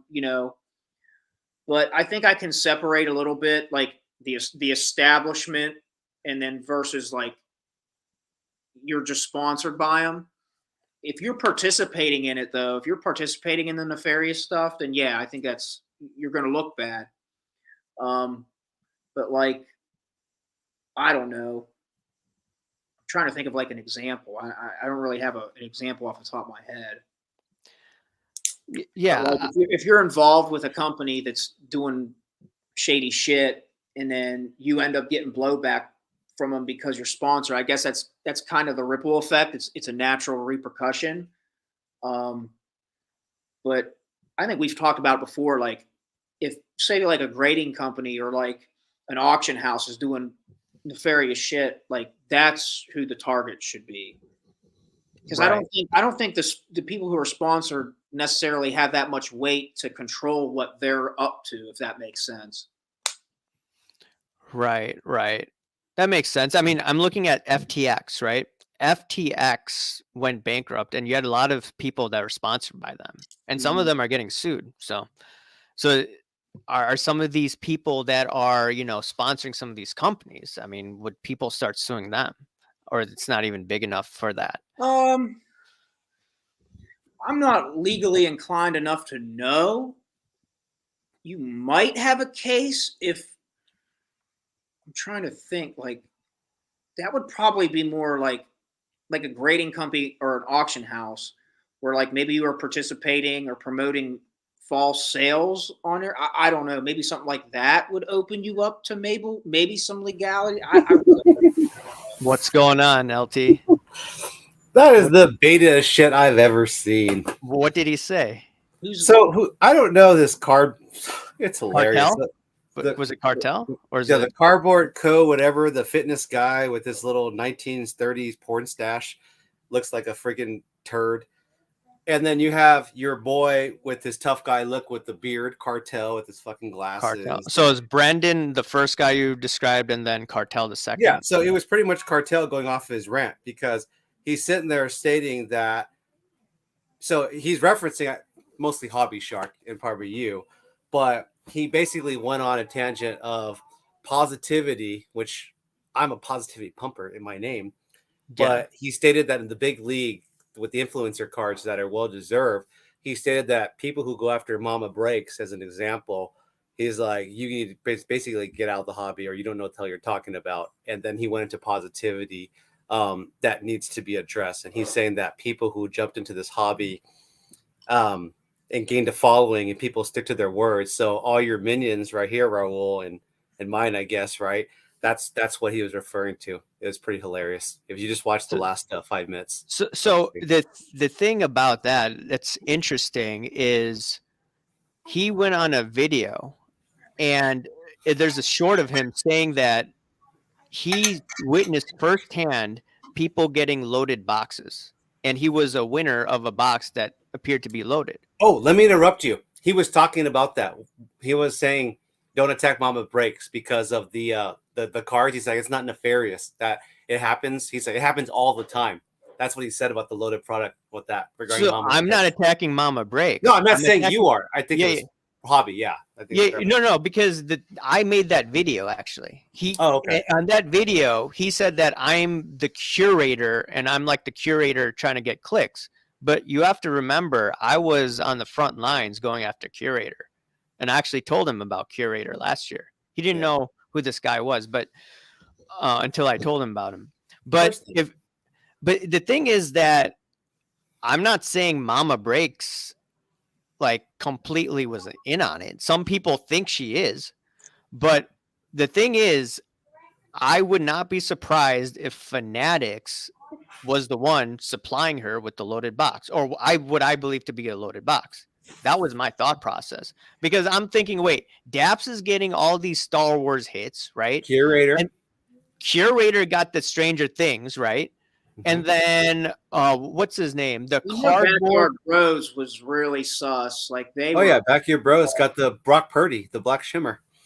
Yeah, and then also the thing is, who's that guy that used to be on Bench Clear Media? Is it like Cardboard? I forget his name. I did a video on this too. It was weird how it was like a 1 in 3,000 chance, I believe, to get a Mike Trout card. It was a very scarce Mike Trout card, and he pulled it in the video, and a kid got it. So I'm saying, like, wait, something seems off. This seems really off. And that's why I'm thinking, hey, look, these influencers may not be in on it. It may just be that, hey, someone from Fanatics may be giving them loaded product. That was my thought process. And the thing is, wait, why can't I say that Mama Breaks may be getting it and she may not even know about it? That's the whole point. You have the right to say, if I think the sky is purple, the sky is purple, Raul. It's not blue. Yeah. Okay. And you're going to address me by my pronouns. So if the boxes are loaded and we think that, then there is. You can shut the freaking stream off because guess what? You're entitled to your opinion and we're entitled to our opinion. And that's how America works. Oh, wait, you're in Canada. Go drink some maple syrup. Yeah, I'd have to watch it myself. I don't know the context completely of what he's, Let me go back to the comment that he made on one of my videos. But it was just quite interesting. It's hilarious. He just can't get you out of his mouth, bro. That's what's funny to me. I don't know why I was blocked by anybody. It's because we're associated, right? It's guilt by association. Yeah. Like I associate with Hobby Shark, but I'm apparently the worst person in the world because I associate with them. Nothing speaks more beta. Nothing speaks more beta when you block another male and you can't address a simple conversation. There's nothing more beta than that. I've never had any issue. We've messaged before about different stuff. And that's like cordial. I don't know. That's like going to the National and then everyone's there. I really don't care. No, fuck that, dude. If you're at the National and all these guys are sitting there and here they're here behind their keyboards and stuff, I guarantee you, I show up there, motherfuckers will say shit to my face, just like the curator. It's the same thing, Raul. They sit there, play this tough guy thing behind the keyboard, and I guarantee you, at the card show, they ain't gonna do shit. They're gonna sit there, either be with their cronies or they look the opposite direction because they're a bunch of beta bitches. That's the problem. So the thing is, this is what he said on my video where I asked a question, right? I said, Fanatics gave loaded Star Wars box to Mama Breaks in question mark, right? I just brought up the discussion, right? Ladies and gentlemen, the curator of clicks, AIH Sports. I'm like, okay. I can't bring these topics to discuss. I mean, people were giving me so much crap about curator over a year ago. I know. And then what happened? I was remember everybody getting their arms. Everybody was up in arms about the loaded boxes, and then here we found out the Crown Royal, Kaboom, the serial codes and stuff. Like, I mean, shit can happen. It's like if we talk about it, like it's not personal. It's just. Well, it's perspective. I don't know. Why do the big hits always get on camera? That is something I do find kind of suspect. Conspiracy theorists? I don't know. There's a lot of like big followings that it seems like it's happening for, and I just somebody like me, I question a lot of it. It's not personal. I just And the thing is, why can't you go after Mama Breaks when she promotes DAPS? Right. And DAPS is the guy that asks women to sleep with on camera. She has kids, just like Jeff Wilson. And why does Jeff Wilson promote DAPS? So wait. Why can't you talk about Mama Breaks? That doesn't make sense to me when she promotes DAPS. I mean, if you're that big in this industry, I don't care like who you are. Like, you have a right to have some constructive criticism. I don't know. People but get you shouldn't have to question it. That's the whole point. But you know what? This is part of the free marketplace of ideas with what we do. When we talk, it probably does piss some people off, and they got every right to be pissed off. But it's like, if you're going to start firing shots off of our perspective, I mean, you have every right to, but it's like, Other people I don't mean, like we there's do. going to be a response. If you act with aggression, you have to expect blowback. That's just, that's just the law of human nature, right? Well, obviously we're all bad people, It's No, all because of you, Steve. Yeah. it's my It's fault. it's all your fault, Steve. My fault. Damn it. All your fault, Steve. I'll take this one on the chin.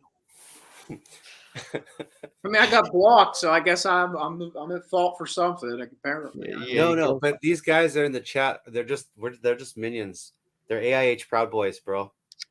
And I think it's people who've just like woken up. I mean, I'm not speaking for the chat. I let everybody can speak for No, themselves. But it's like, I think there are people who look at some of the stuff that go on and think, this is pretty fishy, and nobody else talks about it. So yeah, exactly. People talk about it, but it's behind closed doors. That's the difference. We actually have the guts to actually talk. I talked to Raul about this. We have, I mean, for the most part, I can't speak for everybody, but like none of us really want a sponsorship. It's not what we're in the hobby for. I've never been, that's not what I want. We're getting, remember Raul, I talked about this. Steve, you're getting messages privately, right? Like people saying, hey, this is some good stuff. I've shared the message to you guys. Like people are like, keep up the stuff. Yeah, dude, honestly, I've had overwhelming, like, I don't even know of anybody else blocking me. The only reason it came to my light is because, we talked about it. Raul was explaining like, he's upset.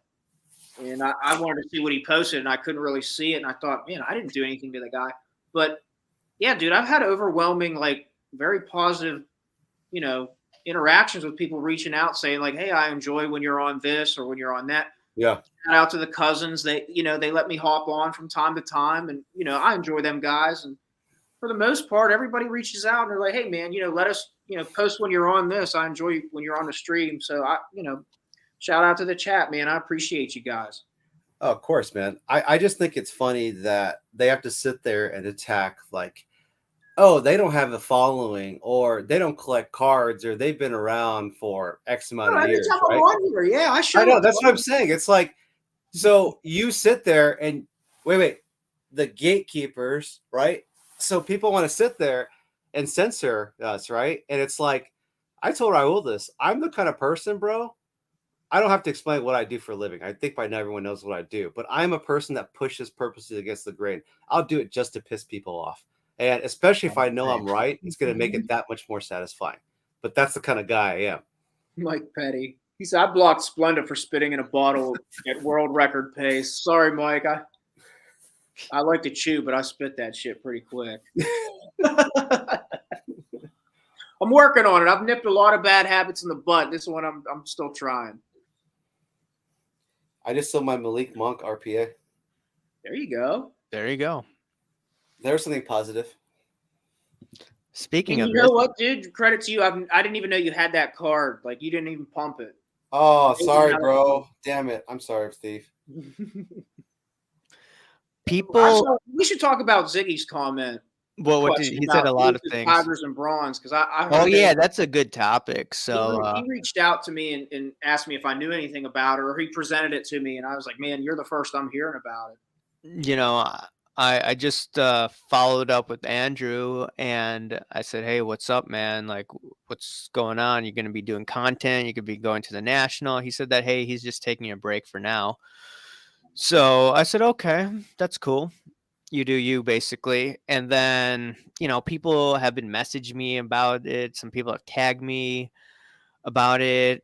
I've heard something that I don't want to speculate too much, but I wouldn't be surprised if it has to deal with something with the sponsors.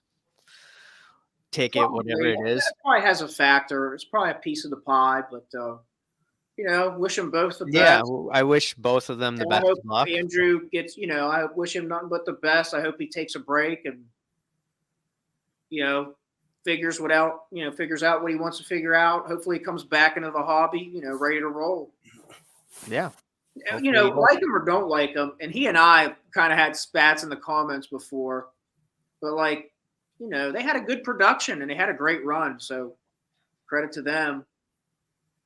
Yeah. I mean, I know that Andrew's views have changed probably for the past 6 months. Before he was like very pro-establishment. Now I think he's coming to understand there's hanky panky going on.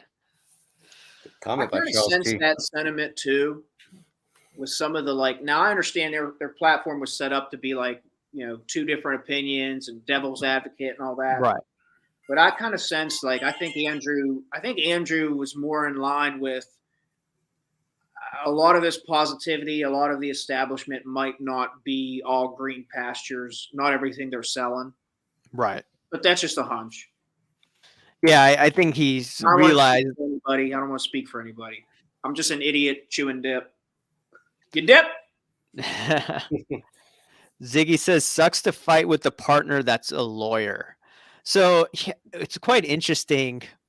Cage lawyer called me a conspiracy theorist, or saying, oh, there's all these conspiracy theories. You don't have receipts. And when the Panini Crown Royale situation happened, oh, wow, he became quiet. It's Hey, like, dude. oh, all these guys talking about the rigged election and all these guys talking about all these other conspiracy theories out there. Are they loaded boxes or not? He was trying to mock us. And then what happened? And I didn't have receipts. And I said, hey, look, something seems fishy. Yeah, dude, I'll be honest. In fact, when Andrew and I got in the comments spat a little bit, I was defending him because I thought he brought up great points with the Nat Turner grading situation. And I don't know. I've just gotten it always seemed like he was taking the side of I think something's up. And it seems like Cage would always take the side where it's like, nah, there's nothing to see here. You don't have receipts. But anyway, that's my thoughts. But I think isn't Cage sponsored or was sponsored by PWCC? Dude, he sells private collections of card porn. It seems like that's where he wants to be, is in the establishment. And he has every right to, but I think people are going to look at it a certain way too, which is. So I've what is it called? It's quite interesting that it's the lawyers that want to be part of the establishment. Huh. Curator, Cage. Look what Brendan Ryan put. Look at his comment. B. Ryan, shout out. B. Ryan's the man. He's not wrong. He's definitely not wrong. A lot of lawyers, tech, and finance guys in the hobby. He's definitely not wrong. I'm like one of the finance guys too, but I'm anti-establishment. But you think about it, he's absolutely correct, because you have to have the finance people who watch, who to do the money aspect. You have the tech guy, right, with the marketing tools, the data tools, and then you have the lawyers they're the most important, because they're going to be the ones say, hey, don't do this, don't do that. But even we've seen some of the lawyers are not the brightest. I don't know, man. I just in my life, I've never been a big fan of lawyers. It's just not to judge everybody. You're going to have good and bad, but it's just to me, I believe in lawyer talk, lawyer speak, where it's you're being lied to. Yeah. I'm not going to call them bold-faced liars, but I definitely feel like lawyer speak is a real thing. Yeah, it's the same thing in the military. We have military lawyers, and we don't trust them, because you know what they're going to do? They're going to protect their big boss or the general. That's what it comes down to. It's the same thing in this. So that's where I'm getting at here, is the three of us losers right here. We collect cards and we just talk shit. But guess what? We don't have skin in this game to where we're going to sit there and have to watch our back and say, oh, dang, is my pocketbook going to get messed with, right? That's the fun part about it, because I can continue talking my shit. And just like you and Raul, Steve, it's like we can continue to ramble, because guess what? You're not going to shut us up. Yeah, man. Go ahead. I'll say this because I had an ex-family member. She was a lawyer and worked for the government, and we did not speak the same language. Yeah. And if we ever debated or had a difference of agreement and had a discussion, she showed her true colors. It was pretty pathetic. My brother can attest. He witnessed one of them where it was like, you sound stupid. And I even told her, I was like, I'm an idiot. And I was like, you sound fucking stupid if that's how you're arguing. I even told her, I was like, I won the debate. I was pumped. I said, you got a stupid ass like me beat you. That doesn't look good. I told you the Jeff Wilson story, right? What story? I told you about with my buddy from one of my LCSs. I think so. Refresh So our there memory. was what is that one? Is it called Collectors Con? It's a big one that happened in Atlanta this year. It's where a lot of the big car people went. Culture Collision? Culture No, Collision. no, it's not that one. It's like owners and all kinds of stuff. I can't remember the damn name. Anyways, long story short, is my buddy who works at the card shop. He told me he met Jeff Wilson at his shop, and then he met him over there. The first interaction is Wilson, like the typical diva he is, comes in. The trade night's from, I want to say it's like 7 to 9 o'clock, right? And Wilson, with his diva, with the stick up his ass, walks in after the trade night, right? Just to get his content, right? And when he my buddy was like, I shook the guy's hand and everything, and his wrist felt limp, number one, but number two, he had no confidence to him, right? And there was just a used car salesman that I felt about him, right? And then later on, when they were at the card thing, that big convention, I can't remember the name, I'll find out later on. But when they were in the, I think it was Atlanta, he said nobody hung out with Wilson. Like Wilson, everything that he portrays on camera, he's completely opposite in person. He's awkward. He's socially not inclined with people, and he couldn't even have a drink with the guys because like people didn't want to associate with him. So that's just one story I heard from that. But based upon other stories I've heard, interactions with Jeff Wilson is like he's just one of those nerds once again that has a lot of money. That you, even if you have all the attributes, right, you can't sit there and have a beer like with us, right? Like, sorry, you're not street smart. You know what I mean? It's like that's what he reminds me of. And hearing that story, I was just like, what an uber dork. What's babyface mean? People are calling me, saying they're off-term babyface in the chat. I don't know. It's wrestling terms. So heel is bad guy, and then babyface is good guy. So we're considered. Remember, we're considered heels, even though we're building a bear. We're bad guys. We're NWO. I use wrestling terms with you, dude. DX, NWO. Yeah, you're good. So they think you're turning Hulk Hogan. Yeah. I just call it as I see it. I don't. I'm not a heel or a baby face. I'm Steve. I'm authentically going to tell you what I think and how I think about it. So the thing about Wilson I don't understand is, I mentioned this in multiple streams. How could you go on camera with daps? That makes no sense. That bothers you, I can tell.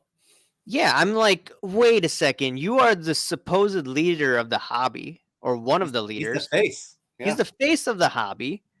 And you're out there talking about positivity and you're hanging out with daps. Yep. Like what is that telling young men and how they could treat women? So you could go out there, just on camera, you just ask women, if you're a young guy in your 20s, you're approving that behavior? Like, and same thing with, I shouldn't be attacking Mama Breaks. Mama Breaks propped up daps in a story that I was sent. So you can't talk about Mama Breaks, so maybe we should talk about Mama Breaks. I'll tell you what I would do as a parent. I gotta be honest, I don't think these guys care.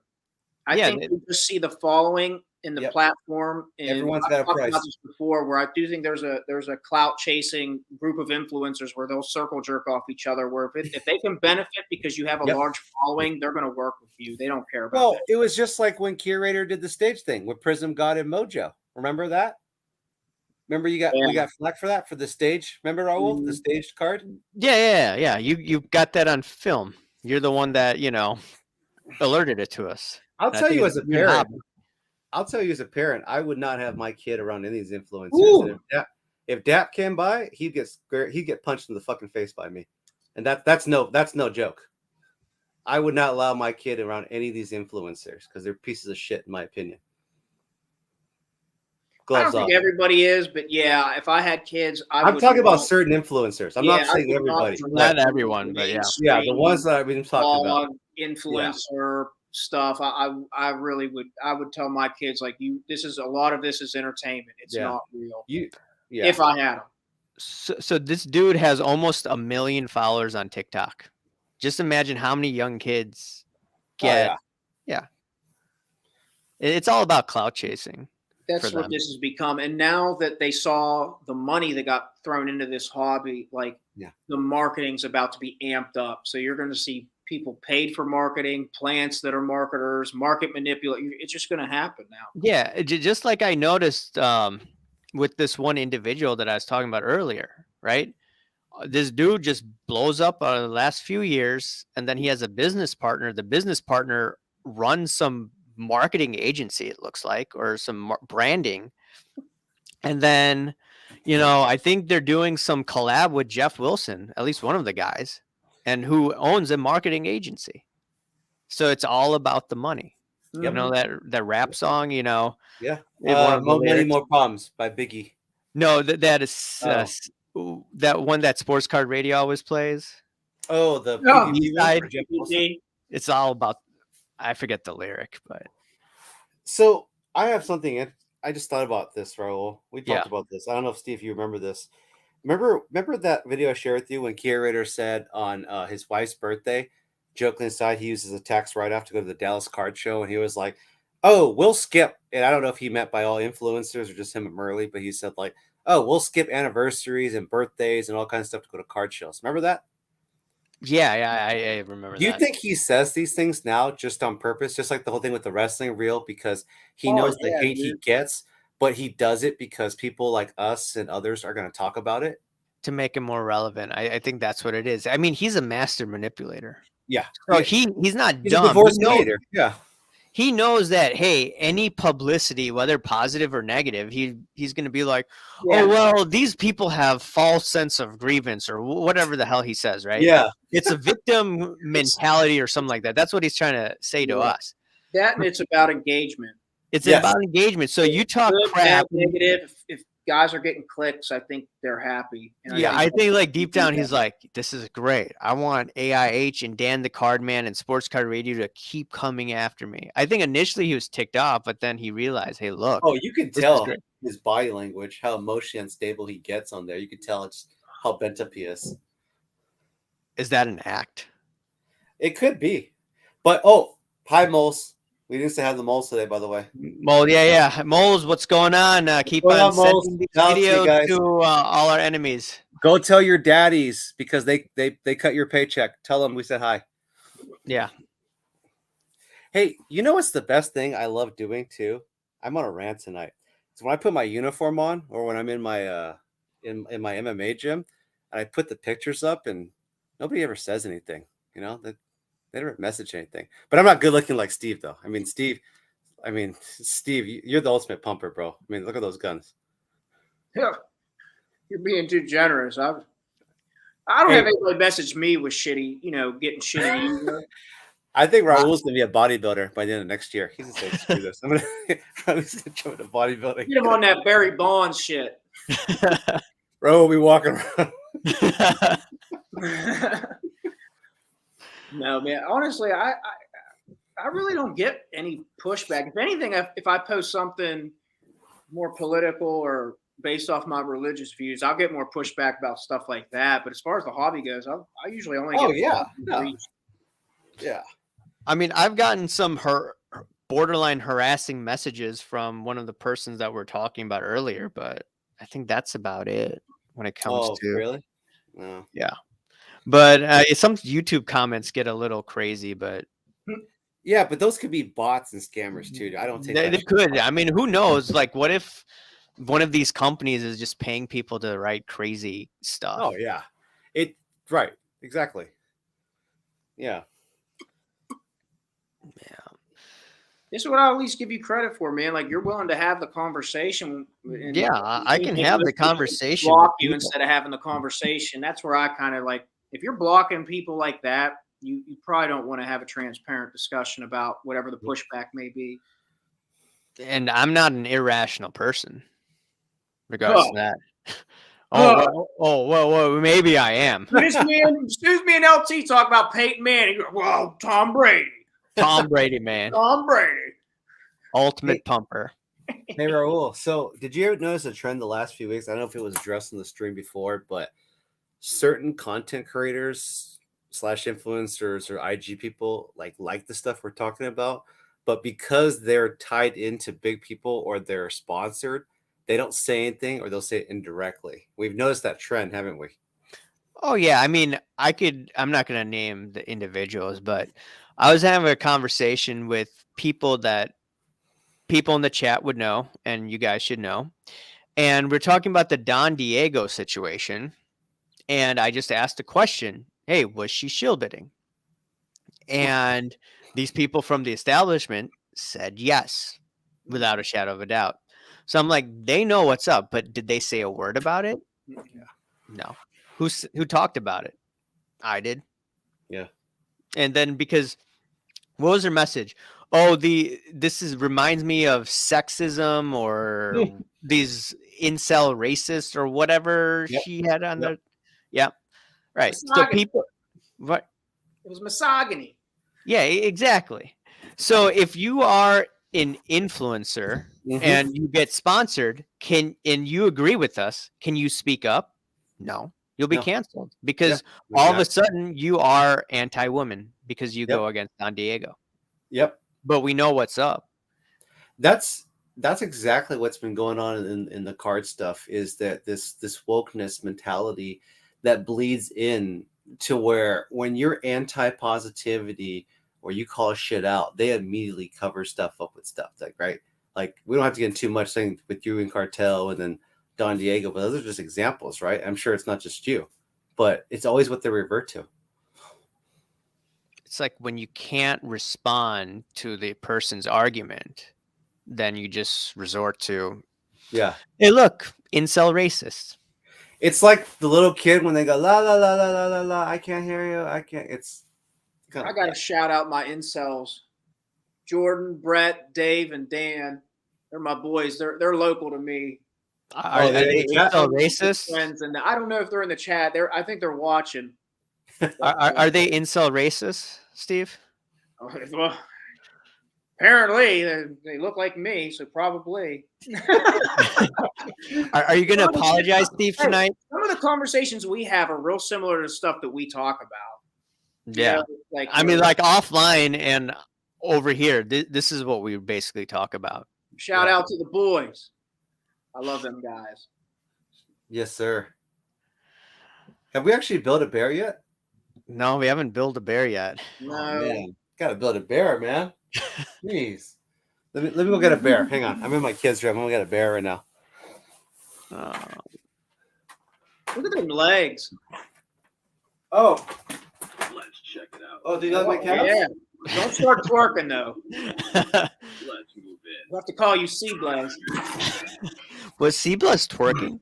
This for you, Steve. Steve, that's for you, okay? Let's go. Is that for Babyface Steve? Is that And this for you, Raul. And then these are my son's army bears. There you go. Hell yeah. So there, we built a bear, guys. We built a Build bear. a bear. Build There a you go. bear. Oh man, We're not running out of topics, right? No. Okay. We could talk about like That is still Yeah. strong, it seems like. yeah, we could talk about tinfoil hat stuff. We could talk about whatever. I mean, on here. Let's look at this. Let's see. Con artists are over. The Hobby at Fanatics, Panini, PSA, Golden, Curator, PWCC, Probstein, Card Ladder. There are a lot of con artists in this hobby. Unfortunately, we have to do business with some of them. Mm-hmm. Like there's a hanky panky, like I talked about earlier on eBay. You have to deal with it. You have no choice. You could go to a card show, but then you limit the amount of cards you can buy. Well, that's the thing I was going to talk about, right? Steve, you go to your local card shows. I go to mine, and so thing with Raul. It's like that stuff's not going to stop where you're going to card shops and shows and stuff, right? So to me, all these influencers and the card shows and all the YouTube stuff is like CNN or Fox News, right? It's like you're going to watch to what content you're going to get. But in reality, all the card stuff, the hobby still goes strong. You know, like you still have your regulars and you have your card shows and all that stuff right there, right? So when they're trying to sit there and put the scare, whatever, and the positivity, whatever, I don't take that. That's the other thing I think that just annoys me, because like I don't see this shit in the card shows that I go to. In fact, I could have went to one today, but I just didn't have time. What do you guys think? I agree. So wait, you were sorry, I was reading some of the comments, but you were just talking about like you could still go to card shows, Yeah, and you card don't have shows to and be. card shops, right? I mean, Yeah, you're still gonna have deals. You're gonna have your yeah, network, your all those relationships. But I'm saying is Yeah. like that. There's no authenticity to the influencer market and the YouTubes and these sport cards movies. Where as we were talking about, like they want to sit there and put all this positivity stuff, but it's like Maybe I'm in, it's maybe I'm in an echo yeah, chamber, but a lot of the conversations I have at local shows are more centered around the topics and stuff we talk about than, right, and like at least with like shout out to the boys again, like my group of friends, like we make fun of like 90% of the influencers we watch just like everybody else watches, and like we usually like make fun of them. We're like, man, this is cringe. This looks stupid. You know what I mean? Like this is a bad take. That guy's overpriced. I don't know why he's trying to sell this like that. Like I think you get more, but the thing is, a camera's not on everybody. So like when the right, camera's off, they have to be authentic. They're yeah, not. There's no reason to fake shit. yep, right. And like I said earlier, it seems that some of these influencers are just working on behalf of others just to take a cut off of the deal. So We were actually talking. Me and my buddies were talking earlier about an influencer and something that we were watching. And I said, yeah, I says, I get on camera. He's a 20-year-old influencer. We were talking about it. And I says, yeah, I ran into him at Fisher's, the Midwest Monster Show. We were all there together, me and my dudes. And I was like, yeah, when the camera's off, I was like, dude, he's a really nice guy. I says, but a lot of these guys in their 20s, they kind of put on this TikTok performance when the camera's on. And yep, one of my buddies, Dan, he's in his 20s, man. And he's like, don't bring me into this. And I'm like, man, I'm not talking about, and like, he's like, I don't want to be on camera. So like yep, there is a segment of guys who are like mature and they're like, this is all bullshit. They yep. can see through it. Oh yeah. And a lot of those guys, you talk to those old school people. I mean, if you want to reference to that or just pure hobbyists, is they could care less about that shit. It's like this is the hobby that they love, and whether you call them plants or not, it's like they don't feel that it's a good value. And they should have that right. If you're going to shows and setting up and collecting and have deals, like I've heard it from numerous people, is like they cannot stand that kind of stuff. So. I don't know, Raul. Do you have anything? I just wonder what's going to happen with some of these influencers when the whole system crashes. I don't think it's gonna crush because Fanatics is just going to be pouring money into the hobby, right. and then it But just trickles down. look at the big card influencer thing, right? The boxes that you guys saw, I ripped up and I didn't get. I actually think it's in a hobby box, but they have the influencers as cards. So there's already the one step, right? But remember how we talked about this? Certain influencers made the list to be having a card, right? And you're noticing their clout, their subs are growing and they're spread out. Remember we had this discussion, Raul? Oh yeah. Oh yeah. And then these subs, they keep on growing and growing. I'm like, wait, you were at 50,000 subs a couple of months ago. Now you have 70,000 subs. What's up? How do you get that type of growth? It's magic. Yeah, it's magic. It's all fake. It just in magic. Yeah, it probably has to do with buying subs and shit. So it's marketing not campaigns. that much And magic. I mean, if someone has the time, they could look at all these people that are sub to them and see, hey, look, do they have a background in cards? And if not, something's up. And they're not, in this country, and Yeah. they're posting pictures of, the food they're eating. Okay, that's probably a fake sub. Raul, remember we had this conversation when I asked you, I said, hey, we're pretty obviously in tune with this card market, right? Yeah. And I asked you, hey, what about Beanie Babies, Funko dolls, comic books, other collectibles, right?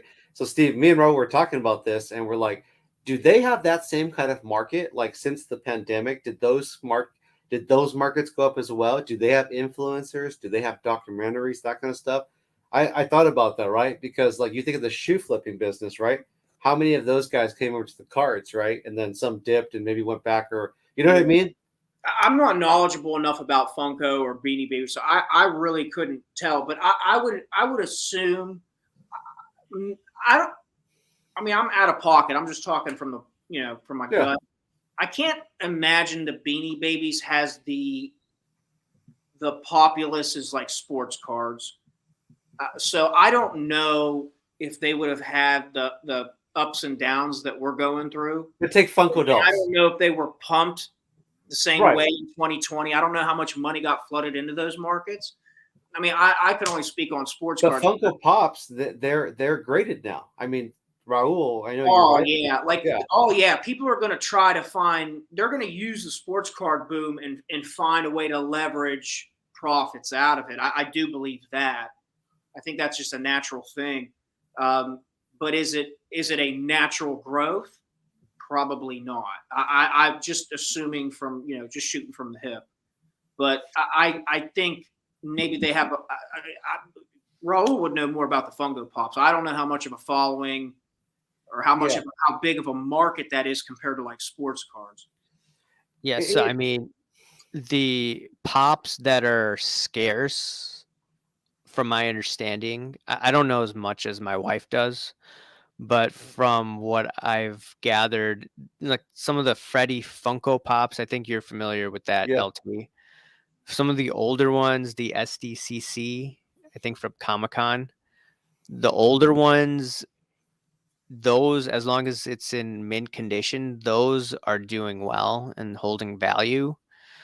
There's obviously a oversupply problem with pops, and that, just like with sports cars, oversupply. But then there are scarce pops that people flock to. It's obviously not on the level of sports cars. Sports cars is on a different level. Oh yeah. I mean, but I wouldn't compare it to sports cars because sports cars had a fantastic boom during the pandemic, and still people post pandemic, they're still buying cards. You know, you I could noticed still like the video games getting graded now too, and Oh stuff. yeah, that's right. Yep. You know what I mean? Like there's certain things that I think are mimicking the sports card boom to a degree, and it kind of happened with cards, the niche card market, where it's like they kind of moved the ladder because of the sports card boom. When really was it a natural growth? Right. Again, nothing against Marvel cards or Star Wars cards. You know, I don't have anything against anybody who collects. You know what I mean? It'd be hypocritical of me, but were those natural growths? Because Right. I'll talk shit on the sports card boom. So it's like, it makes me question, like, were those booms just because of sports cards and people were looking for another avenue to profit off of? Or was it because the Fed printed so much monopoly money and people didn't have to pay their rent if they chose not to? True. Yep. And then now everyone has to back pay their rent that didn't pay their rent, and then they can't gamble in collectibles, and the stimulus money is gone. Well, don't and higher forget, interest rate. at the time they were investments. That's true. Yeah. They were investments. Well, in portfolio, people were talking about their sports card portfolio. That's right. 401ks, Dude, right? that's where I got turned off. That's when I started seeing this was before I even reached out to you, Raul, and met LT and everything. Like, I had red flags. My buddy Jordan, I was telling him probably when it really wasn't fashionable, when I was like, dude, they're printing too much money. This is getting to be bullshit. There's no way this is sustainable. And I got burned on some Lucas. So I've been there. Like, I'm not some brainiac genius. Like, you know, I got fooled as well to a degree.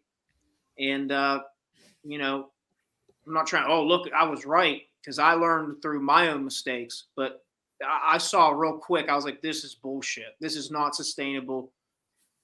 This is becoming a pump. And I actually sold off like a shitload of my inventory. And I just totally focused on my PC for like the last probably over a year.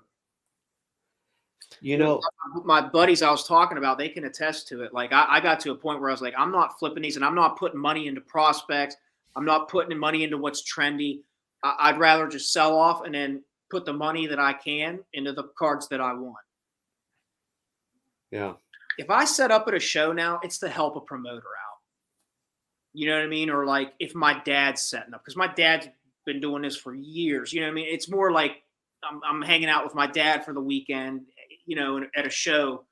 So we hang out for the whole weekend. I might throw a case out and get a table. Or like my buddy's involved with putting on a show and promoting it, like then I'll help him out. Like I'll get a table, but I have that itch is scratched. I don't want to set up and flip and all that shit. I'd rather just collect. You like the interaction with people. Yeah, man, I love this space. It's a great, I got some great friends. I've met some awesome people. That's the one thing I'll say. Like, yeah, the sports card boom in 2020 was all bullshit, but because of it, like you guys, other friends that are local to me, I've met a lot of great people, a lot of good relationships. So like, there's a positive in it, but from the money aspect and the market, yeah, it was bullshit. Yeah. Well, I think you said something important is that community aspect, right? It's like, look at what we're saying right there. We're a group of friends. We got some cool people that we talk with, and we still have our local card shows, right? And it's like, that's what's funny to me is like they sit there, right? The positivity people, right? That don't listen to these other guys and they don't know what they're talking about stuff. It's like, well, you're actually creating a divide now because all we're doing is I'm not telling you not to follow Curator and Wilson. I'm just talking shit, right? With you guys, right? But have I ever said it with you guys? Oh, we're not saying cancel them. You see what I'm saying? In that context, these guys are saying we're bad for the hobby and the other people, right? So it's very hypocritical. You know what I mean? Yeah, I agree. We're not here to cancel anybody. We're just here to enhance perspective and give you different perspective and just give you what we're seeing and what we're thinking. And the market's always going to adjust. Yeah. Yeah, they're always going to, and that's why I always talk about the free marketplace of ideas. Like the more voices you have in the room, the more perspective you gain, and then you can see a different perspective. And you're saying, you know what? Maybe I don't agree with what was going on. Maybe I can adjust. And a lot of people have, to their credit, and some of them have been forced to because of the market. So, but hey, man, there's stuff that the three of us. I don't want to cancel anybody. I don't think anybody should be. I mean, unless you're like doing something to get, like you're doing like Epstein stuff. Yeah. Epstein's type stuff, right? Then you get the hell out. Yeah, for sure. That type of shit. Yeah, you should be locked up. You should be locked up. Yeah, but the thing is that you have Curator last year. Curator was saying that, hey, look, these negative people, they should basically be kicked out of the hobby. Yeah. I've gotten that multiple times. You should be kicked out of the hobby. Why? Because I don't bow down to the establishment of the hobby. Yep. You're not a yes man. People that called us Proud Boys and shit. So it's like that just goes to show you maybe their political ideology aligns with cancel culture, and maybe that's the type of person you're listening. And then once you get to hear someone like us, where it's like, yo, we don't care what you think, whatever. It's you got 49 people still watching based off something like that. And the thing is that, just like in the real world, it's the advertisers that control free speech. And you could say the government to a certain extent on these social media platforms. Yeah. So just ask Twitter. Well, yeah, exactly. It's the government. Boy is banned. What? Your boy is banned. I'm about as reasonable a person as you could come across. I'm banned off Twitter. Your boy. I thought you were talking about Alex Jones also. You and Alex Jones. Yeah, we're both banned. You're both banned for acknowledging biology. How dare I? Trust the science. You're such a bigot, Steve. Such a bigot. Everybody you gotta apologize. Everybody you have to apologize. The first thing they tell you is I'm a bigot.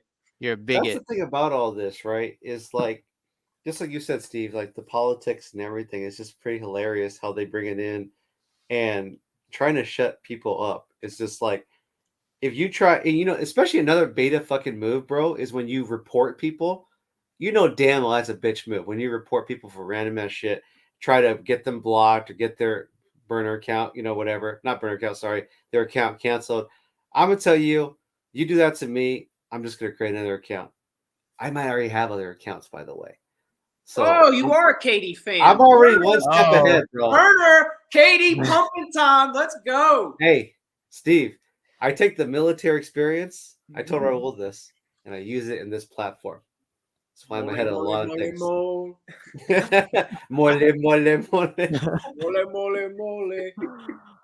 Oh man, that's hilarious. Hey, so Raul, I want to ask. I want to hear you nerd out. So, you love money and finance. Like, have you noticed any good trends and stuff like in the card market? Like, I guess on a positive aspect in the last few weeks. Have you noticed anything? I haven't looked closely at prices, but I'm just looking at it just for the next year. I expect actually a rebound in the economy, and the rebound in the economy should bode well for cards and also lower interest rates. If you have lower interest rates, that will pump up markets of all sorts. So, from a positive aspect, I do see higher prices on the horizon, but I think it's not going to be that long. Yeah. If I am right, You maybe a know, year. what's crazy is PSA. I don't know if Steve, you get a chance to watch him. PSA card collector Matt. He's absolutely phenomenal channel. I'm a big fan of him. He just came back recently, but like I talked about Raul earlier, when he goes into videos on cards that have had positive fluxes and then negative, right? So the football one he shared a few days ago was on big losses, and we're talking about thousands and thousands of dollars. Did you see when he shared the Brady refractor chrome? The guy lost like 21K, Raul. Did you remember that one? And even he was just like, I wouldn't have sold a Brady rookie card refractor. Like, why would you sell a Brady refractor? I That's actually did. insane to me, dude. The thing is, I actually did a video on the Brady Chrome I saw that. refractor, the Right. 2000, and what was insane was it must have been close to a year ago. That card was $168,000, Yeah. right around when he retired and then came back. But then 1 year later, on a PWCC, I think offer, someone paid $39,000. You're talking about a move $130,000 to the downside Yeah, dude, for that's the for the best quarterback. I know you guys won't say it's the best quarterback, but oh, for he's the go. We admit he's the go. okay. It's just if we're having a throwing competition, I'm Yeah. taking Pat Mahomes Matt, here. I'm yeah, not probably, yeah. I'd take Big Mahomes, Ben in his probably. prime. Just saying. But go ahead. Didn't mean to cut you off. Yeah, so yeah, that card went down $130,000, close to that. And then people were saying, stop being negative last year. Just be positive. Yeah. How did positivity work in terms of price action? All those guys are silent. Yeah. Or they're talking about collecting now instead of portfolios and investments. Right. Yes, I do think yes, there are cards that will appraise. And technically that would be a good investment. But we're talking about the minority of cards. Like it's not like it was in 2020 where you just buy anything and in 2 weeks you could make a profit. Right. That wasn't even like that's so unrealistic. Now I think one of the ways you can make money is if you buy a collection 60-70 cents on the dollar and then you just start selling all those cards. That's To like be one honest, way. But who's gonna yeah. sell it at 60-70% comps? If you that's what I'm saying. Like if anything, it's more I'm not saying it in a negative way, but it's almost like a predatory way where it's like you need to find the people that have to cash out where they need liquidity. They Yeah. need cash now. So that's somebody who would probably be prone to say, yeah, I'll sell at 60%. Right. Because the seller knows you're not getting top book at shows anymore. It's not happening. So you have to buy it like 60% so you can get 80. You know what I mean? Because Yeah, if you guys start don't even selling, want yeah. to pay full comps now. They want to get it a percentage. So I'm not saying predatory in a bad way, but like you'd have to like really seek out somebody who needs to sell off their collection for their mortgage or college or whatever. Or whatever, the car payments, whatever. Yeah, more Eh, KDs, Yeah, more KDs. So I'm also thinking the way that someone could make money. I know sports card radio, they just like, try to arbitrage, go from exchange to exchange, doing it that way, and try to avoid, they don't have to pay sales tax if they ship it out to Delaware or something like that. Or if you have a business uh, entity, then you don't have to pay sales tax. It's like, I guess people could make money that way. But what else are ways to, if someone is quote unquote speculating in this hobby, I'm thinking, okay, if you get someone's auto, get that graded, maybe it's a rookie card or maybe it's a scarce card, would that add value? Not for every card, but I don't know. I'm just trying to think of ways how people can You just speculate. love man. altering pack pooled cards, bro. No, I agree with you. You have to find different lanes now. There's way to make money in this hobby because the hobby is strong, but based off the market, it's like, yeah, you're gonna have. It's not. There's no more layups. You're gonna have to hit difficult shots now. You're gonna have to work for it. And Kurt's Card Care is not gonna help you make money on your Herbert cards, by the way. Which people actually went after me like crazy, but turned out. Me and the boys were talking earlier. I was on my walk. I was going between messages with us and my other buddies, and my one buddy Brett was talking about he has a conspiracy on the blue cracked ice Herbert card PSA 10s because they're numbered and stuff. And I told him, I was like, dude, I don't think that's that far fetched of an idea. Like what conspiracy that they use Kurt's Card Care or what? well, no, it wasn't that. It was that possibly somebody might be cornering the market on that card because it's serial numbered. If you could buy up all the 10s, you could corner the market on that card. And I think, you've talked about the Herbert 1-of-1 sale, which I personally don't believe either. But like if you can corner a market and you can pump up that parallel, what's to say you couldn't pump up the Trevor Lawrence blue cracked ice parallel, because we know he's going to be real trendy coming into this upcoming season. That's true. That's true. Shout out Wayne Gretzky. Let's see. Crooked Ken Golden says we'll go down 70%. I think he's talking about the card market. Bill Russell won as many rings as Jordan and LeBron combined. Brady will be old news in years to come. Interesting. Oh, God. Don't blaspheme at Raul like that. I sold all my 236 cards PSA 8s a while back. So I still have like some of the foil packs though. I kept those. Let's see. Is any other topics that you had on mind, LT?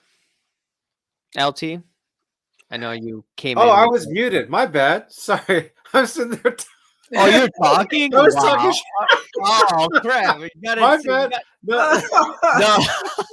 no, you're good. No, you're good. What were you saying? Oh no, I was just saying, is Disney 100 still being pumped, or is that trend gone?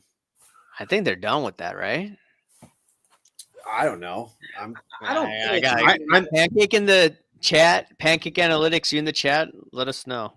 I'm too dumb with cards, Raul. I mean, I'm not to the level of these influencers, bro. So what would I know? I just collect Aaron Donald and the Mandalorian. That's what I do. And Steve and I actually had some because he collects LT like me, Ladinian Tomlinson. It's always nice to have buddies when you're sitting there like, oh, that card's cool. And remember that, Steve? You're like, hey, check out this card. I'm like, it was a blue refractor. I was like, Dude, Steve, if you were my friend, finest, bro. I That would have was eBay easy, sniped you, bro. I told Steve, I'm like, I wouldn't do that to you, bro. I would never do that. Would never cock block you on a sale. Thank you. It looks beautiful in my case, so I appreciate that. Didn't Raul do a video for you, kid, in reference to that KD card? Was it the PWC? Well, last time when we were on your channel with Pancake, you remember Okay. towards the end I brought up because we were talking about these sales platforms and the tech that goes behind it, and like what true sales and what's not. And I brought up this one KD Flawless that came up because I follow those. It's been sold like every month for the last it shows on eBay like the last 3 or 4 months. It just sold last week. Real. It was the card Raul did a video on this week. Is it when he was a Warriors? Last year, that card sold like the previous 3 or 4 months. I swear I've seen that card come up, and it's like, and it's on Probstein. That's where he was talking about in his video. It's like if it's selling, if it's not getting relisted. Like, but it's the same serial numbered card, so it is the same BGS 85 serial number 10 out of 10. So I'm curious for you, Steve, because you're a KD guy. So he's played for 4 teams now. And when you're looking at these cards, obviously you probably like autos, you like RPAs and different variations. Does the card obviously the one that appeals to you, or does it depend? Do you look at like the attributes that he achieved, whether he was in the Warriors, the Yeah, Thunder, that etc.? that definitely is a factor for me. So, like, for me, like, I mean, it depends. Maybe I would get one of his Brooklyn cards. It would depend. It'd really have to tickle my fancy. But I'm real picky about that. Like, I'll collect his Sonic stuff because that was his rookie and second year stuff, which Yeah, there's not a lot of prints of it. And then I'll collect his OKC stuff because that's his MVP scoring title years. And I definitely will. I'll collect his Golden State stuff because those are his title years. And I'll be honest, like the Brooklyn stuff just doesn't it doesn't appeal to me that much right now. Maybe later, I don't know. But as of yeah, right now, it's not something I'm really in the market for. But let's say God, hopefully, God forbid, he stays healthy. Hopefully, everything goes well. If he can do something in Phoenix and win a title, yeah, I would be maybe wanting to get his Phoenix stuff. But yeah, that as a PC guy, like that stuff matters to me. Like the other day, my buddy Jordan sent me a LaDainian Tomlinson flawless patch auto. Beautiful card. No, not knocking the card at all. But like for me, I would rather collect his playing year stuff, like his upper deck stuff, his Topps Chrome stuff, Topps Finest. Like the flawless stuff is nice, and I'll collect KD flawless because that's his playing years. But like for me, I'm picky about stuff like that. Like yeah. just because they're printing more and more and more stuff, not all of it really, not a lot of it. Like the modern stuff of Tomlinson, I just don't. It doesn't really do anything for me. His Yeah. playing year stuff is what really. That's Oh, what's that's a more good appealing point. to me. Yeah. Raul, you're an auto guy, right?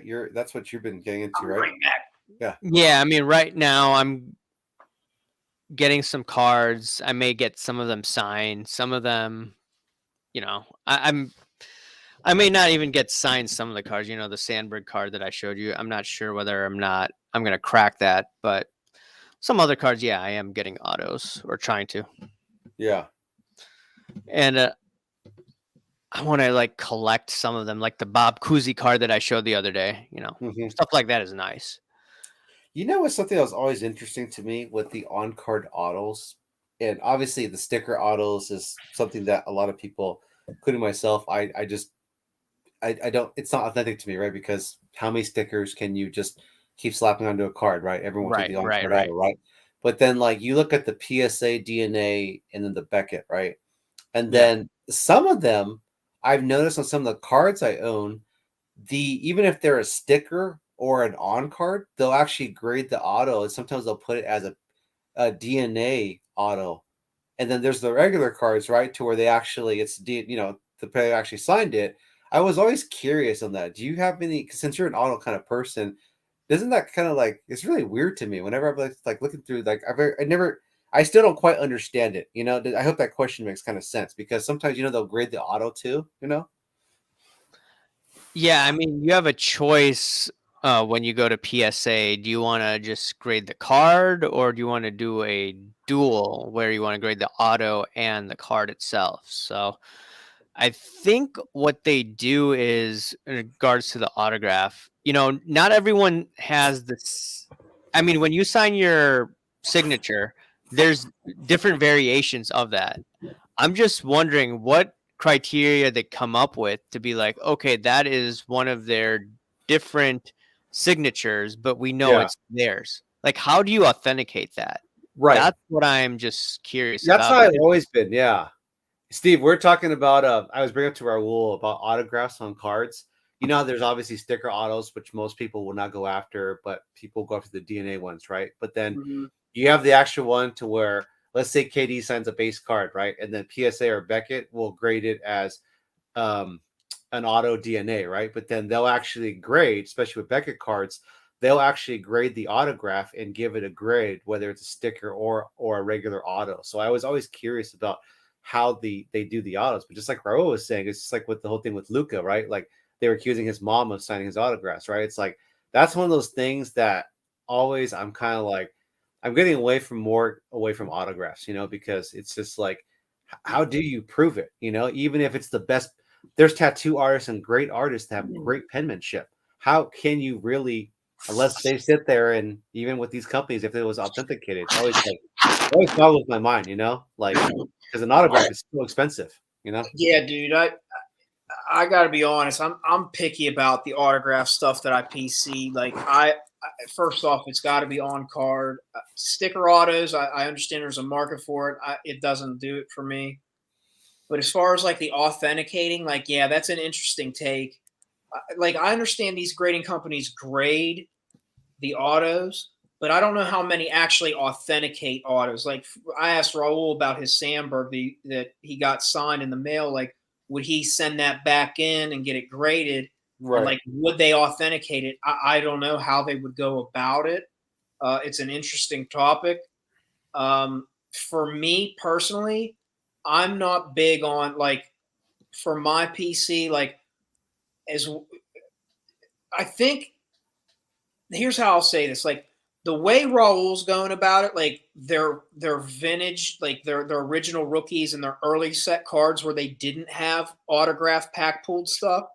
That seems more appealing to me as far as like a hand signed card that wasn't pack pulled.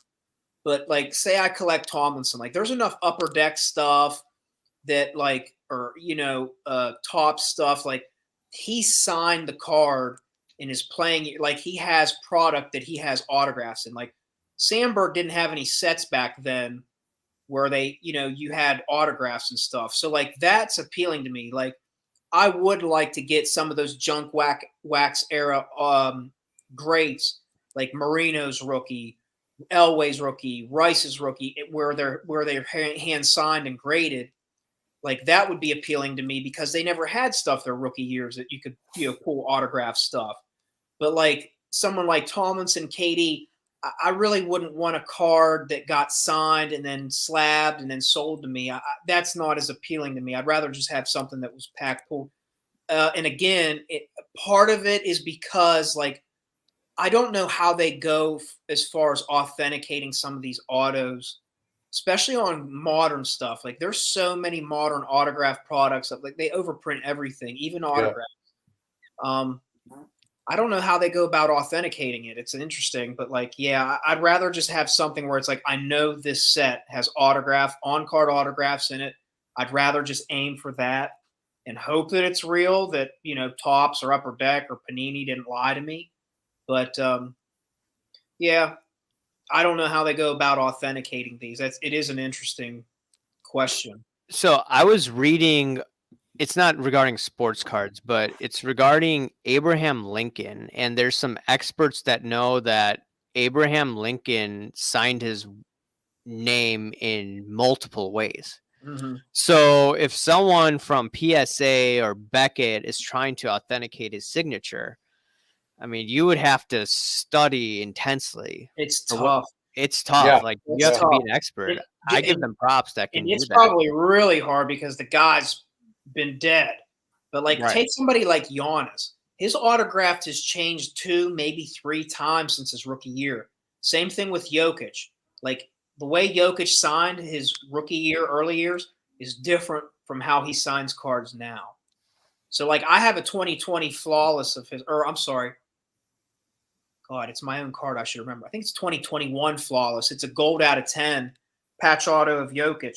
Now, if you look how he signs stuff now, it's different than how he signed stuff in 2015-16 from those sets. So the reason I trust it is because it's a flawless patch auto, and like for the most part, those guys sign those cards and it gets put into the product. Right. But like some of the sticker autos and stuff, some of these cards that get signed, hand signed that aren't through the manufacturer, it does raise those questions.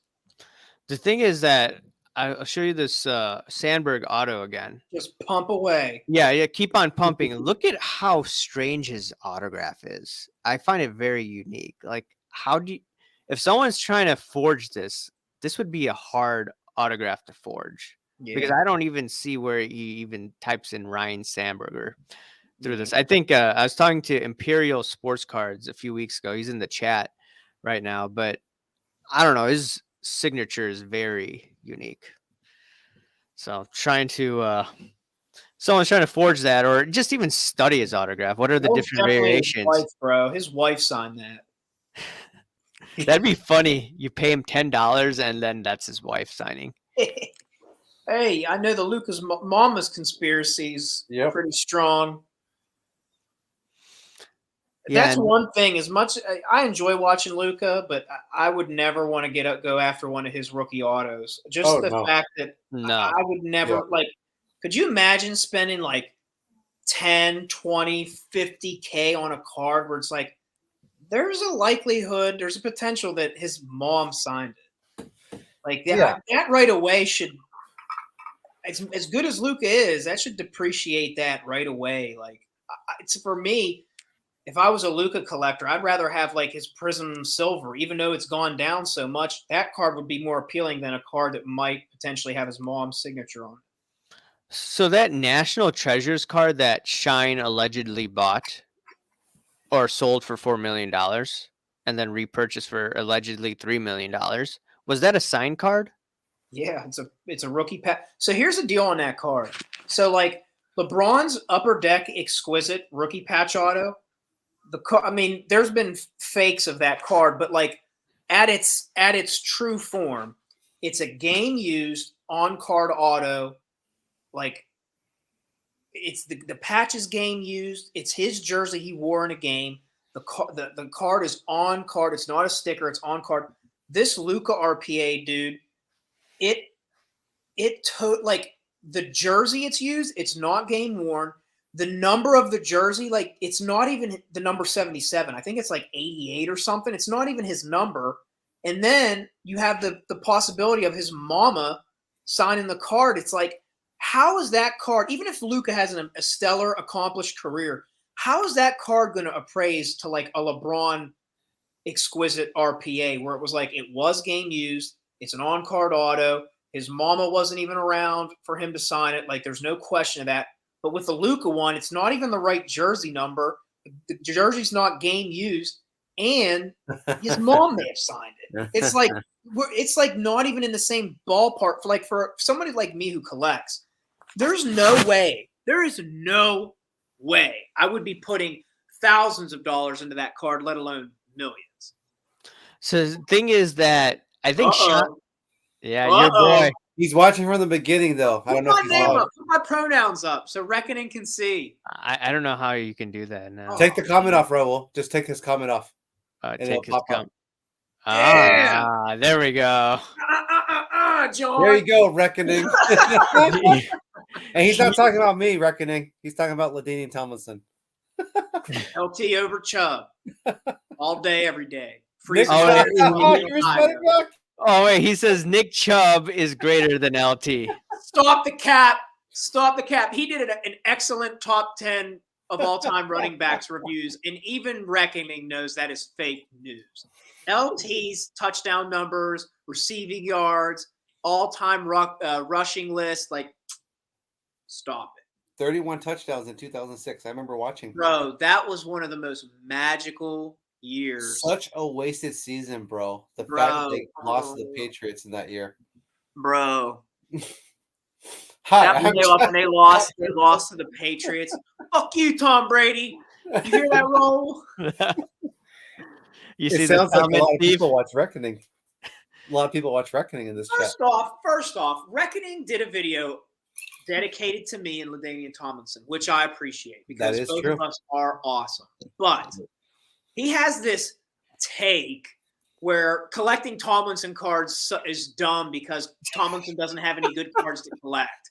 Like, come on, Reckoning. Like, listen, I like Nick Chubb, full transparency, and I appreciate his passion for Nick Chubb collecting. But, like, you have a rookie card of Nick Chubb. It's the same fucking picture with 20 different fucking colors. Like, talk about a lame collection. Like, Nick Chubb's great, but it's like, don't come at me with that cap. Upper Deck Exquisite, Topps Finest, Topps Chrome. LT's got a plethora of different cards to collect. You have the same Nick Chubb card with a tie-dye, a rainbow, fruit by the foot background. Stop the cap. Do you see this comment by Crooked Ken, Steve? Now, Sports- Ken, you're full of cap. Everybody knows it's Smokey Robinson. Hey, You when are Sports not Reckoning the Stories father of blows Michael up, Jackson. he's gonna prove us all wrong. The real story is Smokey Robinson and Diana Ross. Like everyone knows it. So why don't we talk about other Sports kids? Card Reckoning gets rich and famous once a story becomes But mainstream. what is Reckoning? What is he talking about? The cards or the vinyls? They're just his story. He's talking about the story I'm exploding. talking right? about the story. Once he becomes rich and famous because the story breaks, I'm going to be his personal driver. And I'm going to drive him to all the Ohio Cleveland Browns games so we can freeze our ass together and watch Nick I'll Chubb. be your bodyguard, We Reckoning. can see in person that Tomlinson was better than Nick Chubb. So let's look at other potential love childs out there. I mean, if Michael Jackson is the love child of Smokey and Diana, but what about other ones, right? Why don't we have their Schwarzenegger, story? his son? His son is Yeah, that's a story of a love child. I mean, with the maid. Didn't you hear that Chelsea Clinton may be the love child of Hillary Clinton? Obama's kids aren't his kids. There's no way. Big Mike. Oh Big boy, Mike. Big Mike. There's no way those are his kids. I'm sorry. I don't mean to make anybody mad. But You just offended some people here. You'll never convince me that those are his children. Hey, the chat just got that much more interesting now. Yeah. How about that for babyface chat? How about that? He'll jump on. Ask him if he'll jump on the stream. Reckoning, will you come on? I'll send you the StreamYard link. Man. Dude, this will be crazy. The same week I get my own video, like I'll be on. Raul, you know how much you would blow up, Raul, if he shows his face on your stream? He showed his face on his older channel. Yes. Oh, he put a fake smiley face. Why don't you come on, Reckoning? Reckoning. We love you. Come on, I want to hear you curse us out. Come on. He likes us, bro. If I got an in-person, Splendidly is a fucking idiot. Like, oh my god, my heart would grow 10 times like the Grinch. Like, hey, that would be the greatest thing in the world. John, we watched your video earlier. 1 second, I'll be right back. We talked about the LGBT thing on Golden. We were talking about that earlier. Bob Booza, you ready for this? Oh man, this is going to be the highlight of the night. I don't know if will he come on, dude? I want you to talk trash about us here. I want you to go off on us. I think Reckoning secretly loves us, and that's what it comes down to. He knows he likes what we talk about. Oh man. Splenda has a casting couch. He does. That's right. He does have one. If Reckoning's still in this bitch, hold on. He's here in the beginning. He is. He's still watching. Good. I love you, Reckoning. Look how cool my LT cards are. He said he'd get a channel to show him off, but I'll never start a channel, not even for Reckoning, even though I love him so much. Look at my LTs, how cool these Look how different. Look at the different cards of LaDainian Tomlinson. Serial numbered, different poses, different sets. This is the one he uses as an example. This is his Topps Chrome rookie. Except it's a PSA 9, John, not a PSA 8. Look, an on-card college autograph. Look at these different awesome cards. Look, sweet spot, on-card, little helmet piece, upper deck, sweet spot. Take that. Take that, John. He said something about showing off some of my LTs. Says while he's in here, I had to go do that. So it feels odd talking with you guys. Okay. Why does it feel odd, John? Odd. John, we're the only ones that comment on your videos. We're the one you're talking about. We communicate with you. Real story, bro. We heart you. Steve, I'm here to pump Tomlinson, KD, and Reckoning, and that's that. Not Nick Chubb, though. I think Flipping Steve talks about his story. What's that now? Yeah, Flipping Steve tells the Michael Jackson story. Okay. Can I put those in my Golden 100 auction? No. Crooked Ken. Hey, What you Raul. can do is Yeah. hanky panky me some LTs for my PC though from your auction. I can stay up for about another 20 minutes, but I would suggest, not taking for your shelf, you ask your subscribers if they have any specific questions. Yeah, that's a good That good way, thing. Any questions that you guys and gals have? We're probably going to be on for the next 20, 30 minutes. Wayne Brett's my buddy Brett. Steve is the king of PSAA. hey, Fuck Splenda, you, Brett. Splenda, Yeah, I'm that's about to buy Brett. this, bro. Is it raw? That's Yeah. Bowman. It's an Bowman, X what is Factor. that? It's serial numbered. 2004? 2003? 2007. Oh, damn, I was off. No, you're Yeah, good. to be honest, dude, his Bowman Chrome X fractors are sick. I have one of his Bowman They're Chrome. so beautiful, man. I But just the bought Bowman it. Chrome X fractors are sick too, not just the Topps Chrome and Topps Finest. People sleep on Bowman. It's a nice set. It really is. Well, isn't that going to be a thing? The Topps is going to do football and basketball next year, right? Correct me if I'm wrong. They should be. They should be doing. So how does that tie in with the Panini deal? So is there speculation that Panini, since the employees have most of them have flocked over to Fanatics, Topps, are they just going to leave Panini this last year, and does Panini become unlicensed, or how does that work?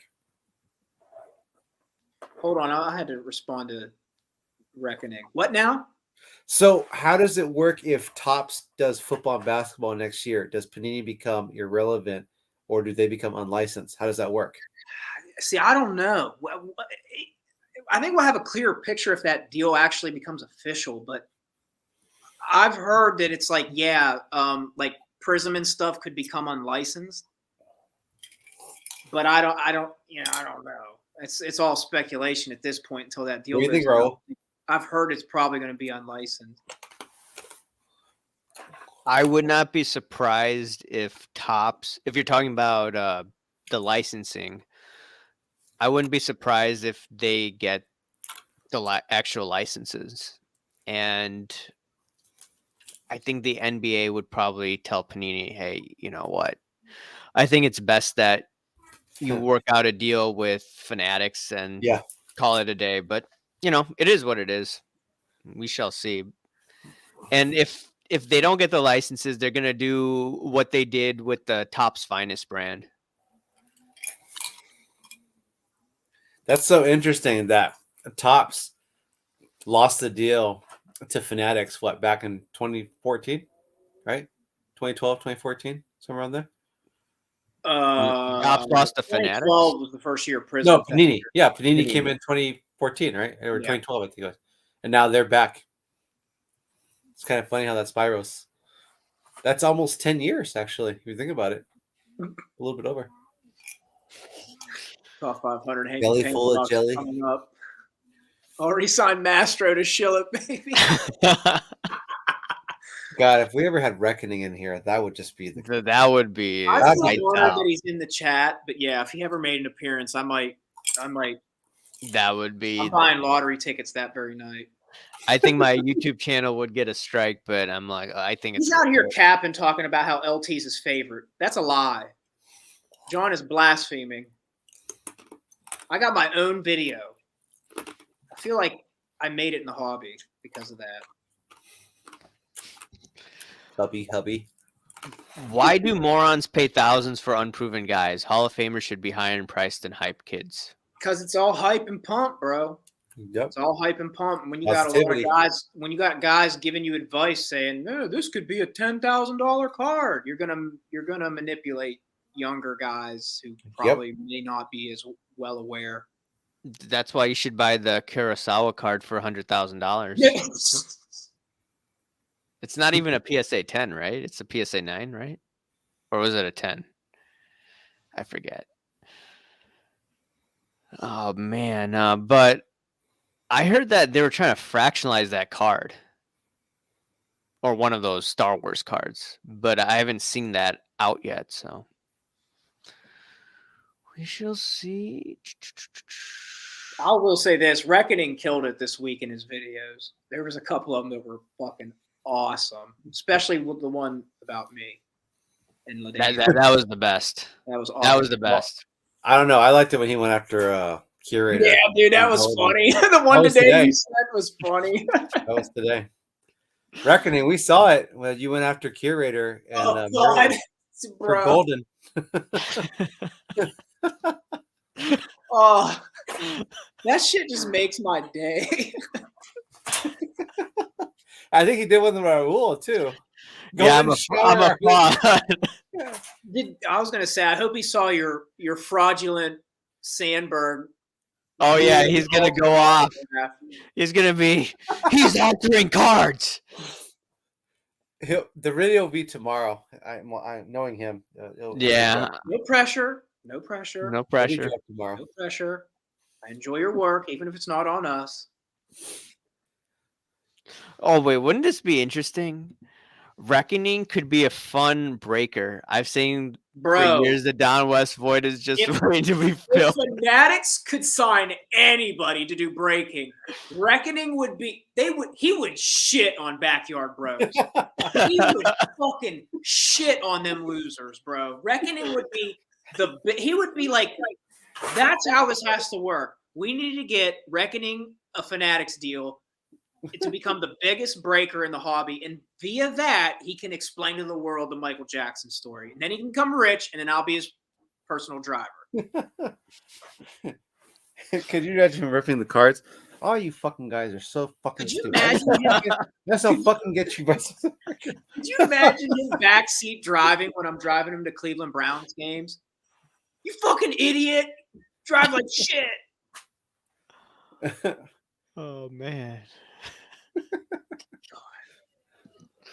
He's easily the greatest person in the hobby space. I have to admit.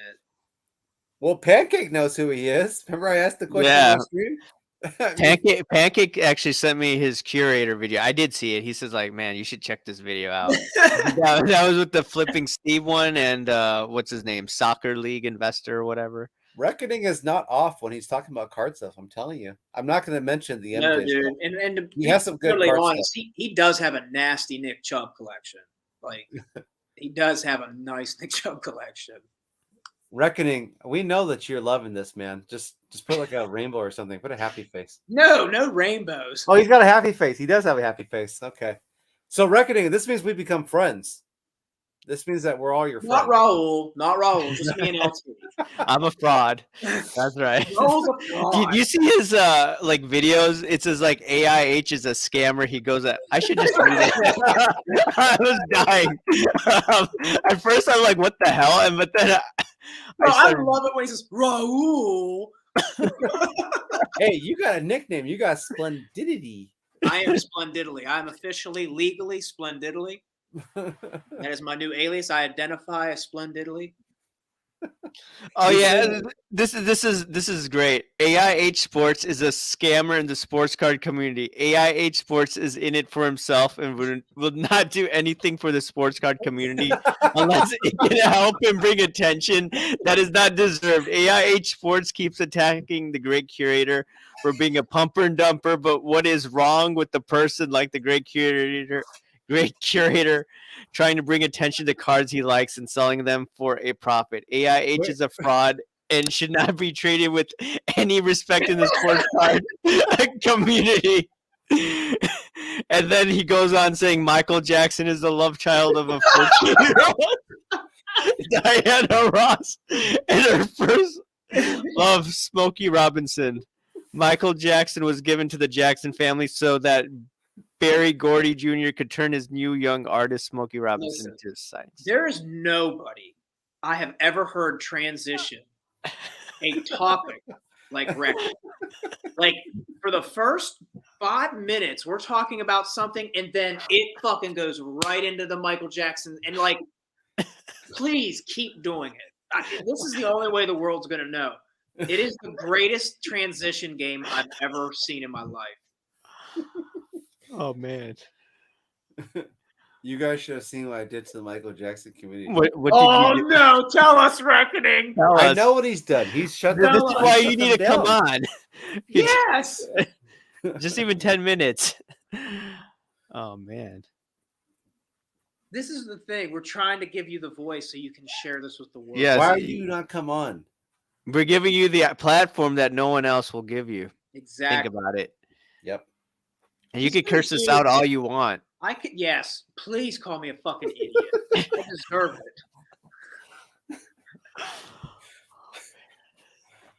it. Dude. Easily the greatest person in the hobby. Easily. It's not even close. I can't even come up with a second.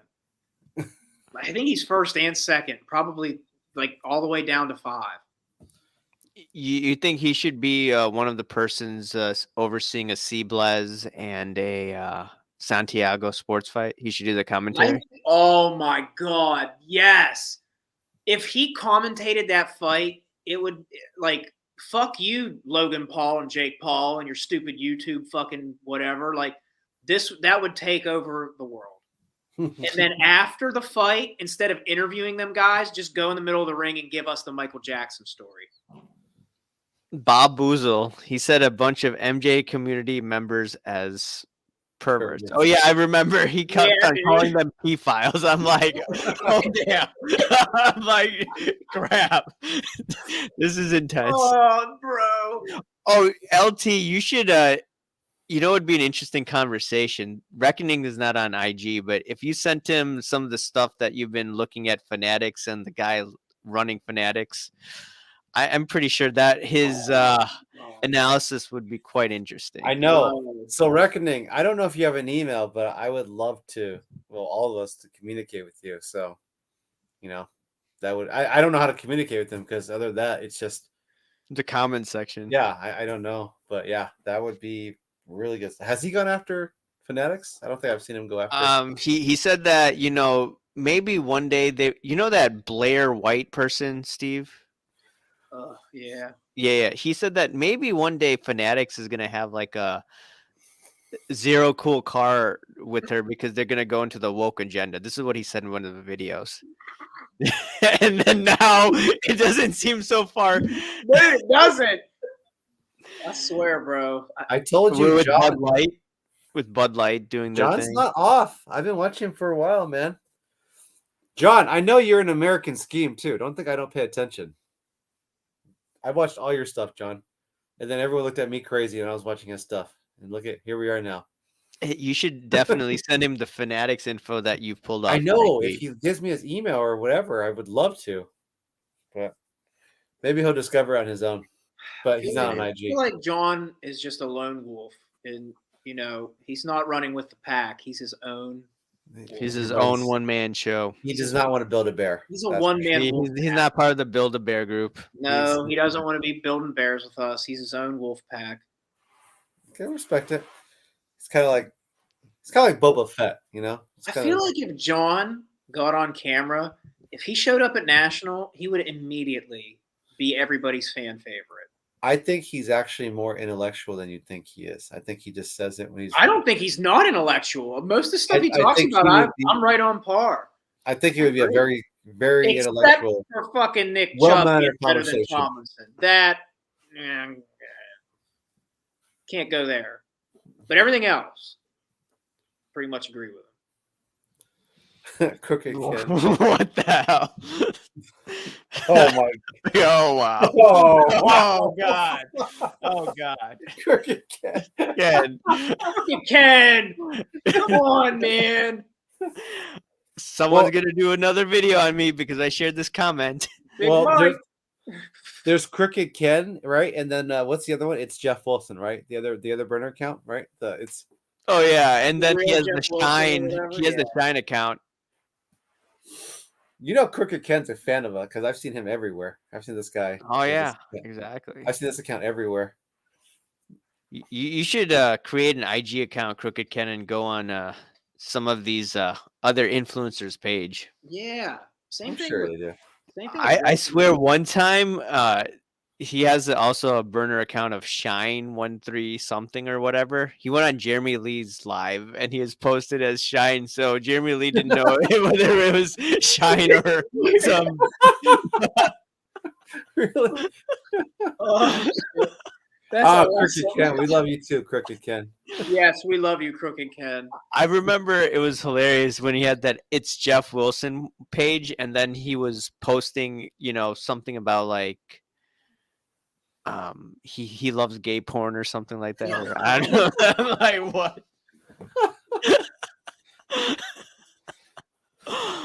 Wow. Oh man. Man. Uh,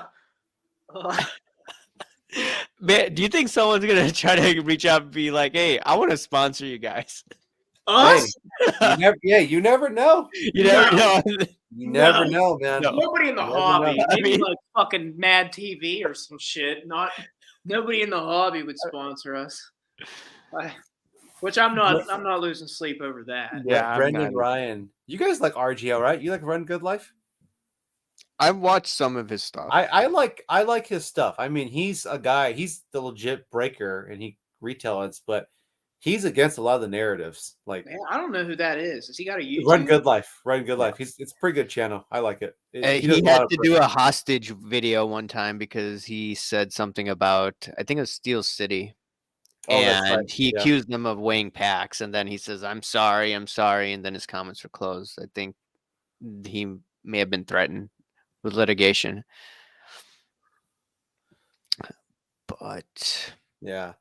Well, I'm gonna sign off, guys. all right. This was fun. So, yeah, of course. If you guys This is keep entertaining. going, This is it's not I'm entertaining. not gonna talk to you guys again. But I'm very appreciative, Earl. Thank you for having me on your Yeah, platform. And I'm for sure sure, I'll see you again. And to all the loyal subs that support all the channels, and of course Steve on IG.